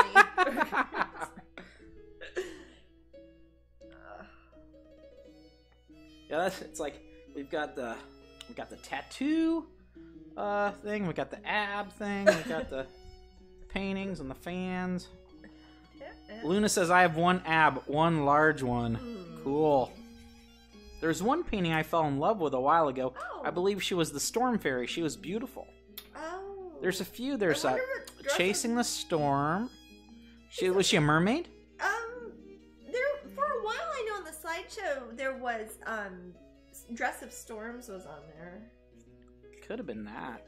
That's a nice one. I painted a lot of storms. As we were talking about last episode, Florida Sea Beacon? gets more lightning than anywhere else. What's that? Sea Beacon? Oh, Leela says it's a cute podge. Sea Storm. Aw. Nope, just a fairy, she said. Okay, I bet it was Dress of Storms. Yeah, we both said it. I think I'm gonna get up. Been rubbing my eye, I think, after sunshine bit me. Oh. I'm gonna get up. You have a... There's some Visine that is by the vitamins, by my 30-day vitamin thing. Oh. Yeah, that's what I want. Oh, smart. We get the generic version. You could save a whole $1. Yeah, and if you wear contact lenses and go through Visine a lot, that's good. Well, I don't understand why. If it's right there and it says compared to, that means it's the same thing. Basically. There are some things that are not, but often it is. Oh, good, babe. Bad kitty. Well, yeah, there's nothing like a bunch of cat hair and cats biting you on the face that make your eyes turn red. Even if you're not allergic to them. I think everybody's a little bit allergic to cats. I don't know. Of course, I always sleep on my head all night, Gamer. Tonight's stream is brilliant. Yes. That's Perfect what stream. Karen says. Aw. Thank you. Oh. These are coming right along. I'm happy I'm getting more of the colors on these. That helps me too when I'm working on doing the reflections. That gives me a better idea of like, okay, this part's going to be kind of green. This part's going to be pink, purple, turning into blue. I love those. I'm very pleased with these so far. Those would be perfect. I see those. Maybe you could talk to some of your people who make products. Yeah. Since they're twins. Yeah. For lack of a better term, sisters, twins. Nemesis. No. I don't think so. In the story, kind of. Oh, they're kind of it's a duality. Yes, I'm familiar with the ballet. Right. Yeah. But yeah. Oh, my belly. A football. Nigel has a picture of a football. It says my belly. Oh, Nigel, just you come to America. Oh yes. If you want to see some bellies, we are very proud. We're proud of our bellies in America. Yes, we are very proud. You just want to ask people. It's like, yeah. And where was it? What? Oh, I could see these could be fantastic on cards or covers of journals and whatnot. Oh, that's they true. have that sort of look. Be good licensing ones. That's true. They're cute pins already. The only one that gained COVID weight is our Aussie Shepherd. Aw, J Graph. I bet that's a cutie. I love them. I love them. Australian Shepherds are adorable. They're so cute. That was it. The picture that just passed. Oh, Dress of Storms. Oh, was it? Yep. Called it. It's almost like I painted it or something. I love that one. That's one I did quite a long time ago too. It's one of those ones that I did, and in some ways it was better than I was at painting at the time. I was like, wow, this is like better than the one I did yesterday. That's and I really leveling up. It. Leveling up, yeah, totally. And the hope is not to de-level. Yeah, the only time I remember when I had been sick for a long time, it took me a little while to get feeling back in my fingers. But other than that, I don't think I've really de-leveled in my adult life at any time. Mary Kay says, I gained stress weight. You know, Mary Kay... I'm the opposite. It's like if I get stressed, I just lose I remember there was one year I was really stressed and I lost weight. People told me at DragonCon. Oh, like, yeah. You lost weight. I remember. I didn't even know. Yeah. I was like, I must just be stressed out. Yeah, that was a hard year, man. Yeah. Work-wise. J Graph says his name is Fable. The puppy's name is Fable. Oh, that's a great name for a puppy. But yeah, people... that's adorable. But people do stress differently. Oh, yeah. It's interesting how we're like that. When I'm nervous, I feel like I can't put anything in my stomach or it's just going to go away. Yeah, and sometimes that's from cortisol. Like, if you gain weight? If you gain weight, oh, no, it's harder. If you eat and you're stressed, sometimes your body does its best to preserve calories because it thinks it needs to save it. It thinks that you might be in danger of your body, and I'm sure that there's a lot of that going. I'm sure there's a lot of that going around. Oh, I'm sure during this time. This last year. Yeah. Leela says I've lost weight on my hands. Interesting. Just on your? Did you like when your fingers fall off? Or what? Okay. Oh, as long as you didn't get rid of those pretty nails. Yeah, those really. Are cool. She's got some of the most impressive nails. I love them. Mary Kay says, I developed a relationship with chocolate cake. Hey, chocolate rocks. Chocolate is good. I have to admit. Yeah, I grew up in I have a funny relationship with chocolate because I grew up in a religion that kind of demonized chocolate. You get a lot of carob. Yeah, we did get carob. Actually, I like carob, though. I like carob, too. People joke about it sweet, but I love carob. Sometimes when I eat chocolate, I think I'm being naughty. Oh. So I have this mischievous grin on my face. Because of the caffeine in it? Yeah, I think so. Okay, or because it's a stimulant? Probably. I've heard people argue it's technically an opioid, but not an opiate. But no. Leela said her rings fell off. Or my rings fall off. Oh, that probably, yeah. That would mean maybe. Oh, be careful. Wait, or it might be. Yeah, if you if they're ones that you love or important, you might think about getting them resized. Yeah, or just gain more weight. There's that too. So I often think that's easier than like buying all new clothes. It's like, I'll just gain 5 pounds. I think that more than anything is how I would notice if I had lost or gained a lot of weight would be if my clothes didn't fit all of a sudden. That's the first indicator, yeah. And then I'd be like, nope. I always think about The Incredibles when he puts on his outfit that he used to wear. Yeah. I think chocolate should be a sacrament. I could see that. Okay, yeah. Yeah, it was for the Mayans, sort of. Yeah, it was holy, hallowed. A chocolate comes from a bean, which grows on a plant, so I consider it a salad.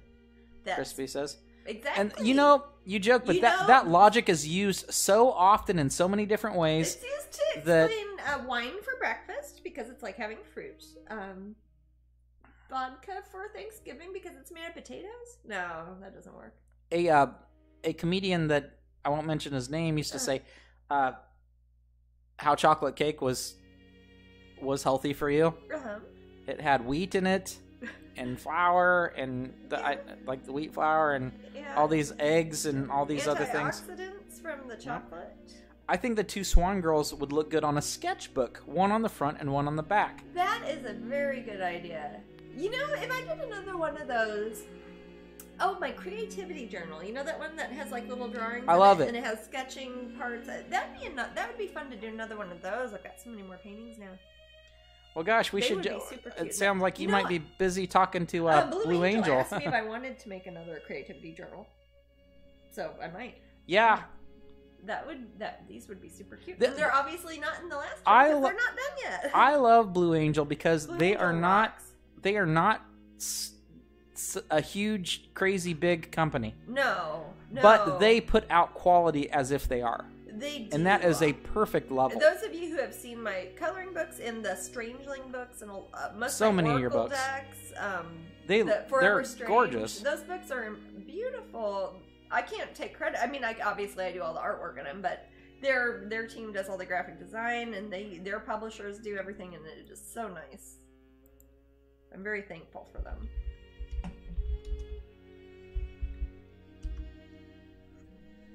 Yeah. Did we have somebody in the room the other day that was a relative of one of the Blue Angel owners? I don't remember that.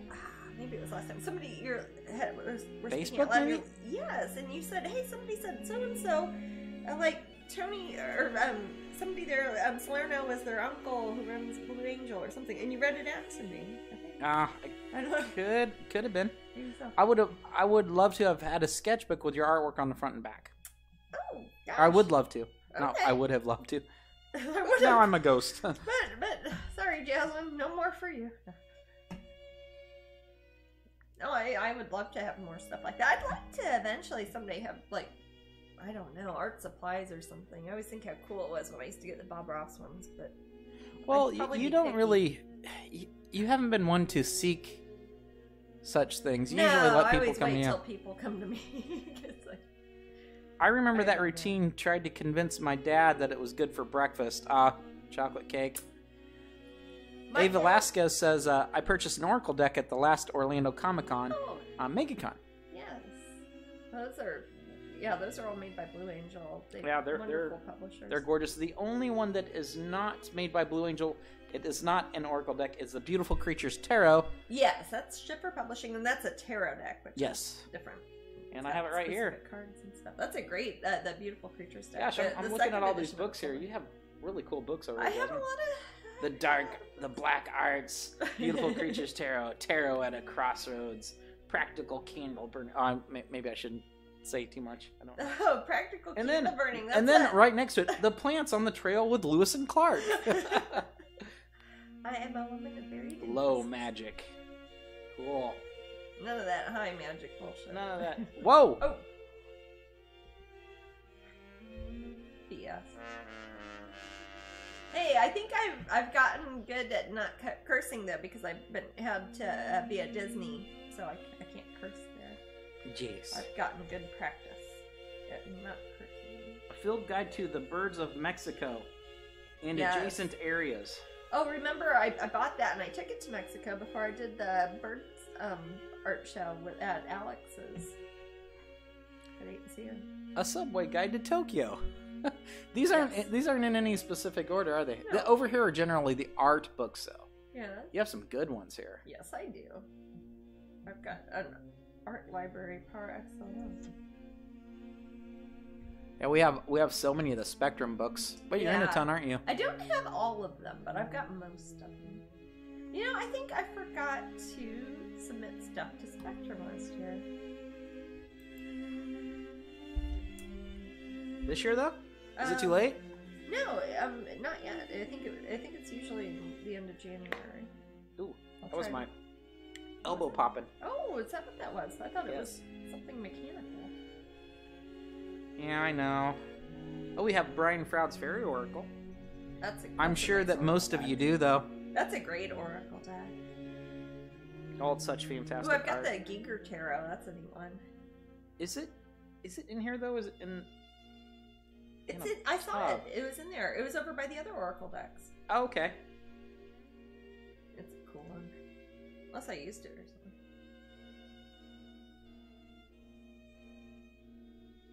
Books. They used to be the internet. Books. Yeah. Remember I had encyclopedias? That was basically the internet before the internet. I saw someone post about Tarot Deck app. I haven't downloaded it yet. Oh, yes. I haven't even announced it yet. We need to announce that. My gosh. I know. I have an app out that just came out. It is, I guess it's in the App Store. I haven't looked at it yet. It is the Alice in Wonderland. Is it the Alice in Wonderland Oracle deck? Yeah. Yep. Made by the good people at Blue Angel, I think, and probably some app company also. That I'll look up. What's it like to have so many things with your art and stuff in it, Jasmine? So much that you can't keep track of it. It's hard to keep track of. Yeah, I guess so. I will find out, though, and I will tell. I was actually planning on talking about that this coming week, because this past week, all the Disney and Epcot stuff was coming out, and I didn't want to kind of detract from that. And then I knew that the Oracle app was coming out, and it was supposed to come out like earlier this year, but I think COVID, I don't know, or later last year rather. But it's out now, and it is on phones. Yes, mobiles, devices. Those newfangled mobiles! Oh my God! There's the app right on that thing. Yeah. Oh, you teenagers and your phones. Favorite devices, and it's available on those devices if you click on App Store. And if you search, what do you search? Does it come up if you search my name, or am I just the illustrator, or how does that work on it? I don't know, man. My phone's Sunshine's still on my phone. Sunshine? Yeah, you don't even, dude. Oh, it was Angela's 43rd birthday yesterday. Gosh, she must be a Capricorn. Man, let's see. Yesterday's birthday. I am a few years older than you. As Joan Baez's birthday, I think. There's a bunch of good birthdays right in a row. I could look up birthdays. I haven't done that in a while. I know. Oh, let's do that. Friday was Elvis's birthday and David Bowie's birthday. They have the same birthday, and I know that was Friday. And then it was... Friday, I'm in Love. That's actually The Cure. That's not Elvis or David Bowie. Sorry. Whatever. Okay, it's Elvis and David Bowie. Yay! They do the Cure song, Friday, I'm in Love. It's a duet. Hey! David Bowie did the duet with Bing Crosby. Did one with Mick Jagger. With Bing Crosby? Yeah. Did you say David Crosby? I said Bing Crosby. Oh. David Bowie did a duet with Bing Crosby. Famous people born today. Let's see. It's okay. Jared Kushner. Moving on. Just blinking and staring in the middle distance. It's like, okay, George Foreman. Okay. That lightened the mood. George Foreman. Oh, who wants a grill? Boxing and low-fat grilling. Rod Stewart. It's Rod Stewart, guys. Sexy, sexy, sexy Rod Stewart. Hey, he was in the Faces and the Small Faces. He was only in the Small Faces. Was he only in the Small Faces? He wasn't part of Itchy Coo Park. Well, I'm sorry, Rod Stewart. I've lost all respect for you. No. Tara's birthday's this week. Oh, cool. Woohoo! Oh yes, she said that. I think she's Let's see who else.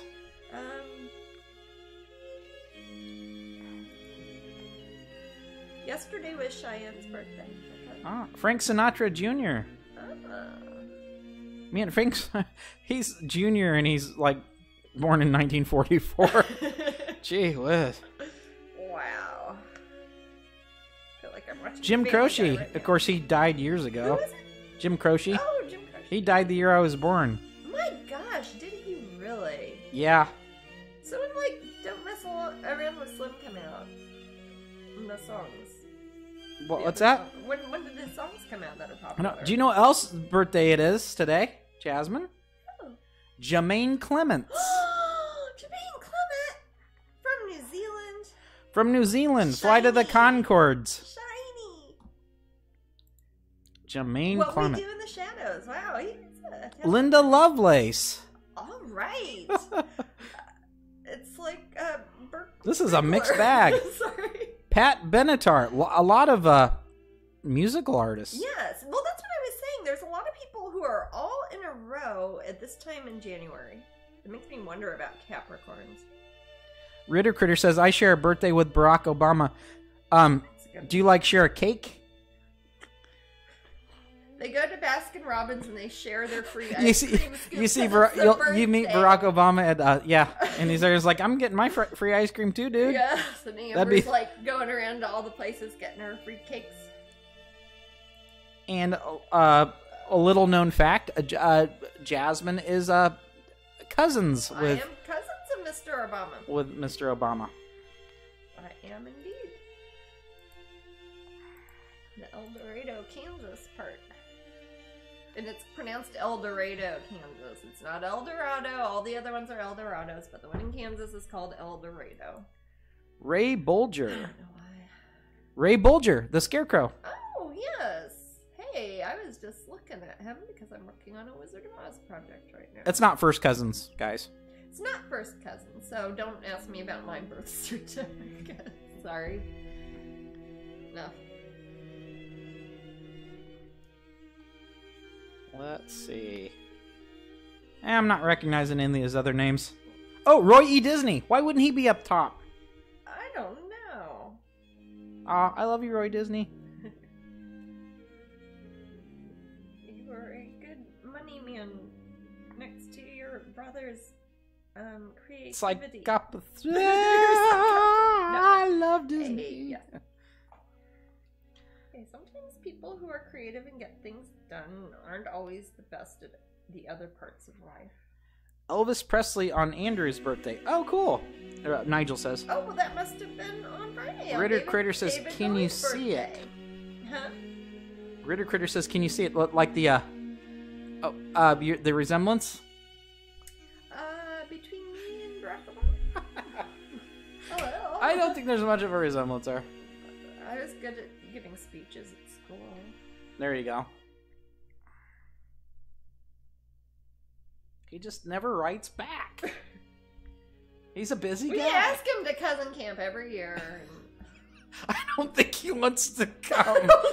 I don't think he wants to come to cousin camp. That's a splinter group. Oh gosh, not if Oh, Brock and you sharing a cake. Yes, I would love to see that. What was it? I didn't. Ritter Critter says Brock and me sharing a cake. Oh, that'd be sweet. That would be.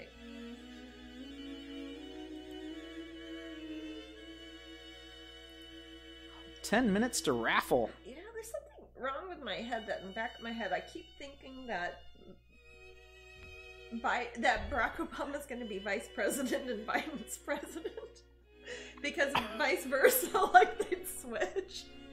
I know he's not. I know very much. I know a lot about Kamala Harris, and I know all about everything. But for some reason, there's something in the back of my head when I picture it. I think of Barack Obama now being vice president. That's something I would have thought when I was president. Like. Seems like a little kid's thought. So I know what you mean. And I'll tell you. And I think it all confused me when in Missouri Mel Carnahan died.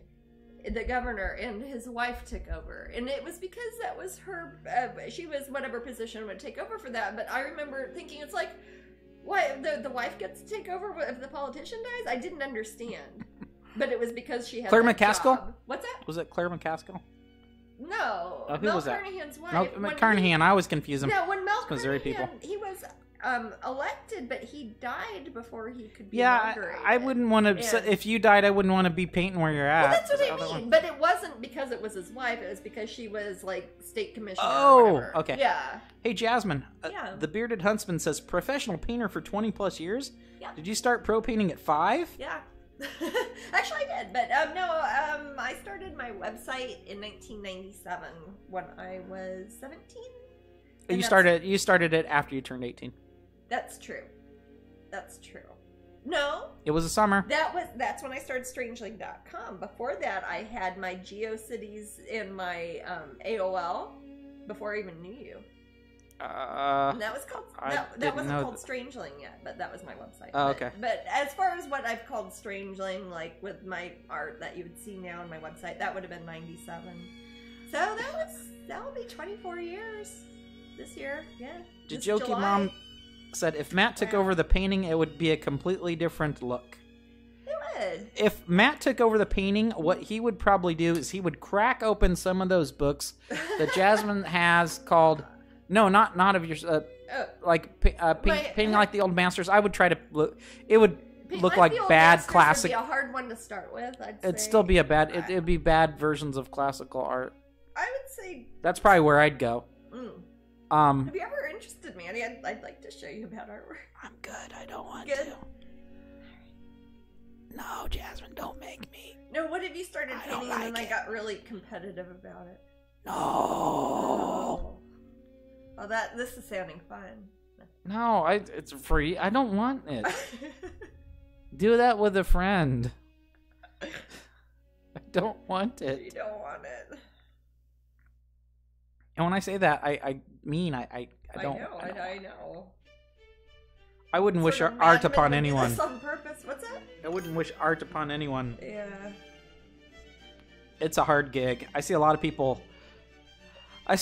suffer in different sorts of ways, not just monetarily, but art is hard. I would suffer more if I did not do art, though. Right. You have to. I think if you're an artist and you're going to be successful, you have to have a very good balance of disciplining yourself and a little bit of self-loathing and able to take criticism as well as acceptance and flattery. You have to take all of it. It's a very, very, very complex thing. I think anybody who probably works it's different than professionally in other, a creative field and you put yourself out there, you really do have to not care if people to say the worst stuff ever to you all the time, and also not get weird when people say the best stuff to you all the time and then get strange about it, you know?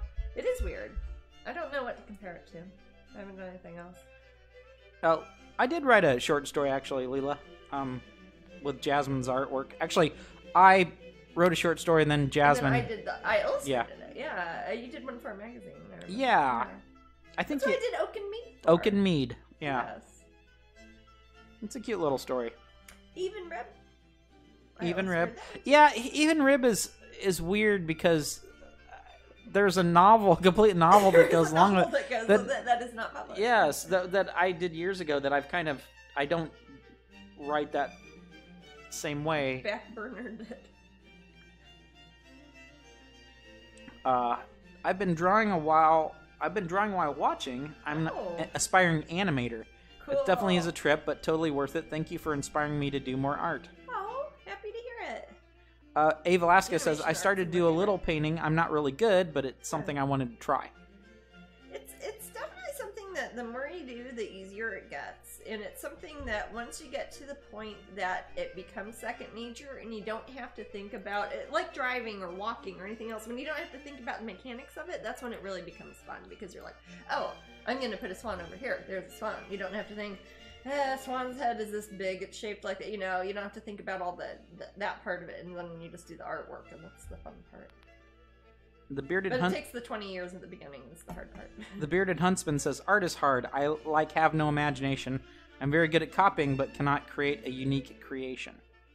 That's the thing, too. Often you can be very talented at painting things that you look at. I can paint something if I look at it, but then it's the coming up with what to paint when you're not painting the bowl of fruit, which is the fun part also, but that's also... Jasmine, let me ask you a question. Yeah. Do you feel that once you find your style, which is, it seems like a lot of the battle, does it generally, does that make it easier too? No, I think the technical skill of just knowing, hey, if I do this, the paint's gonna look like this. If I do this, the paint's gonna look like that. If I make a line this way, it's gonna look like it's going that way. That sort of thing is the hard part, or the actual translation of something that is existing in 3 dimensions to something that is a flat 2-dimensional surface is something that you kind of have to train your brain to do. And that's the hard part of it. That's the learning how to do the alphabet before you learn how to write stories. It's the learning the alphabet and the writing, and the learning how to read and write is the hard part. Then when you get to make a story, you're not thinking about, oh, and is spelled A-N-D. The D is shaped this way, and the D goes that way. You don't have to worry about that part, and you just think about telling the story or showing the picture. Angela said, were you and Jasmine going to try Jasmine's diamond paintings anytime soon? Yes, if they send me one. I don't have one yet. I definitely need to talk to them. It would be cool to see the two of you try on Twitch. You're not going to see me on Twitch, Angela. Sure? You don't want to just Jasmine. Okay. You can come help me for part of it, maybe. But yes, we definitely are. Well, if we were both in it, we'd have to have a different... I don't have one yet. Everybody else has gotten theirs. I have a friend. What's it? Oh, who's here? It's Jimmy. Jimmy Jr. Pesto's back. Sorry, he's one of the alley cats. Jimmy. Oh, sunshine, don't be mean. Okay. He's one of the alley cats. He lives behind our yard and we feed him. His name is Jimmy Jr. Pesto, after the little boy on Bob's Burgers. He's... Okay. Nope. Okay. Apparently I'm allergic to him.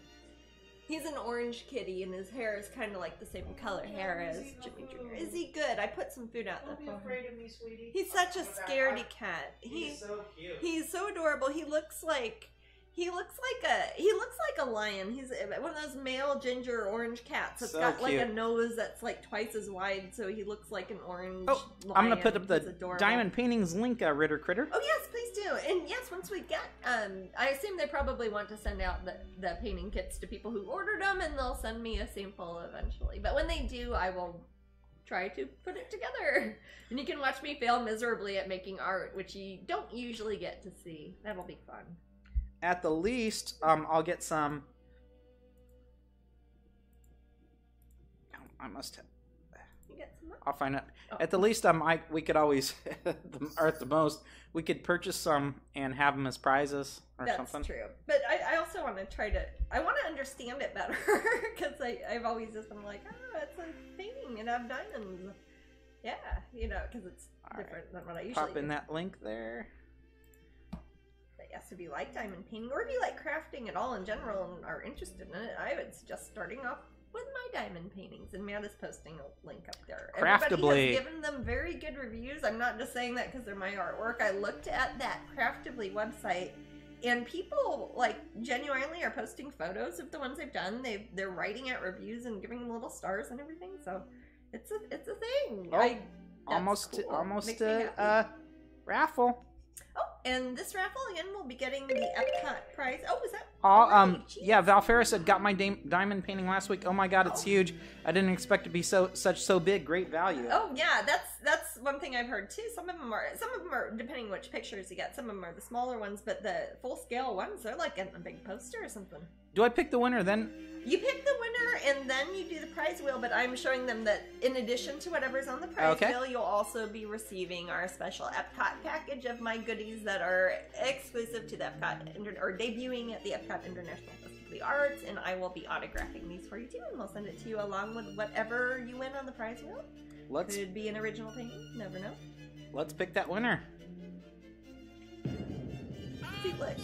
Ritter Critter! I'm doing it at the wrong time. It's Ritter Critter. Right, it's who? Ritter Critter. Oh, really? Huh? Yes. You were just talking about him. Yes. At first I thought you were going to say okay, let's see what the now prize. Yeah, this is really bad.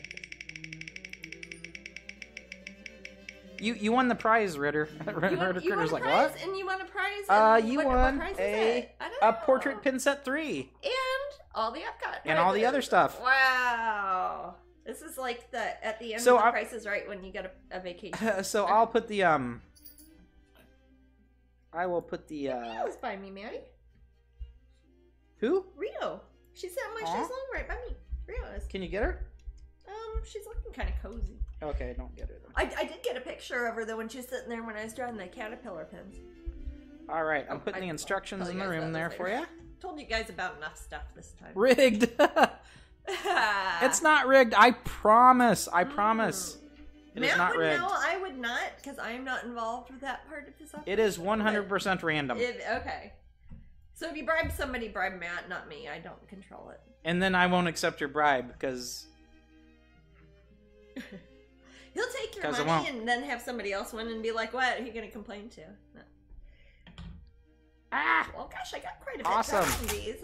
I'll show these a little bit closer up. I'll probably work on these off and on throughout this coming week. I might be starting some more work for the Corey Halford pieces for my solo show. Also, I might start on either that zombie kitty painting, the full-scale painting of that. That was kind of like the pin design I showed you earlier. Or I might start on the new Valentine Masquerade painting. That is the pin for February. So this will be the next few pieces I'll be doing probably on Twitch. Those ones are pieces like this that are less big and crazy, easier to do during a small broadcast. And the others I might start the larger, more complicated pieces, I might be doing some of my crowdcasts now that we've started in 2021. Those are available to my Patreon patrons. That's just when I set up the camera and I don't talk and you can just watch me paint like all day if you want, or just not. And I'll show you later. And I put them on Instagram, Patreon, Facebook, all the usual suspects. And I guess we will see some of you at Epcot this Saturday. Yeah? Yep. Coming Saturday. And that will be Saturday and Monday. At Epcot at the Pop Gallery tent on Saturday. And then Monday, Martin Luther King Day, I will be at the Wonderground Gallery tent, also at Epcot at the International Festival of the Arts. In the meantime, I'll be posting stuff all over the place online. We have... Matt already talked about the app. We'll talk about the app later, and I'll show that off, and I will be sharing links to that. We'll have apple pie. We'll have apple pie. Apple pie for everybody. Yeah. I love that. What's going on? Sunshine? Just a little okay, I have to just get off to take care of Sunshine. And we will be... Thank you for joining us all. Wait, this is the last hour, right? Or was that... We're done. Okay, I was like... I feel like I'm doing a wrap-up, and I'm like, wait, if there's another hour, this is going to seem really stupid. Yes, this is brought to you by Golden Fluid Acrylics. Not really. Matt just likes to advertise for free on behalf of companies I already give lots of money to. But I will see you guys later. Bye, guys.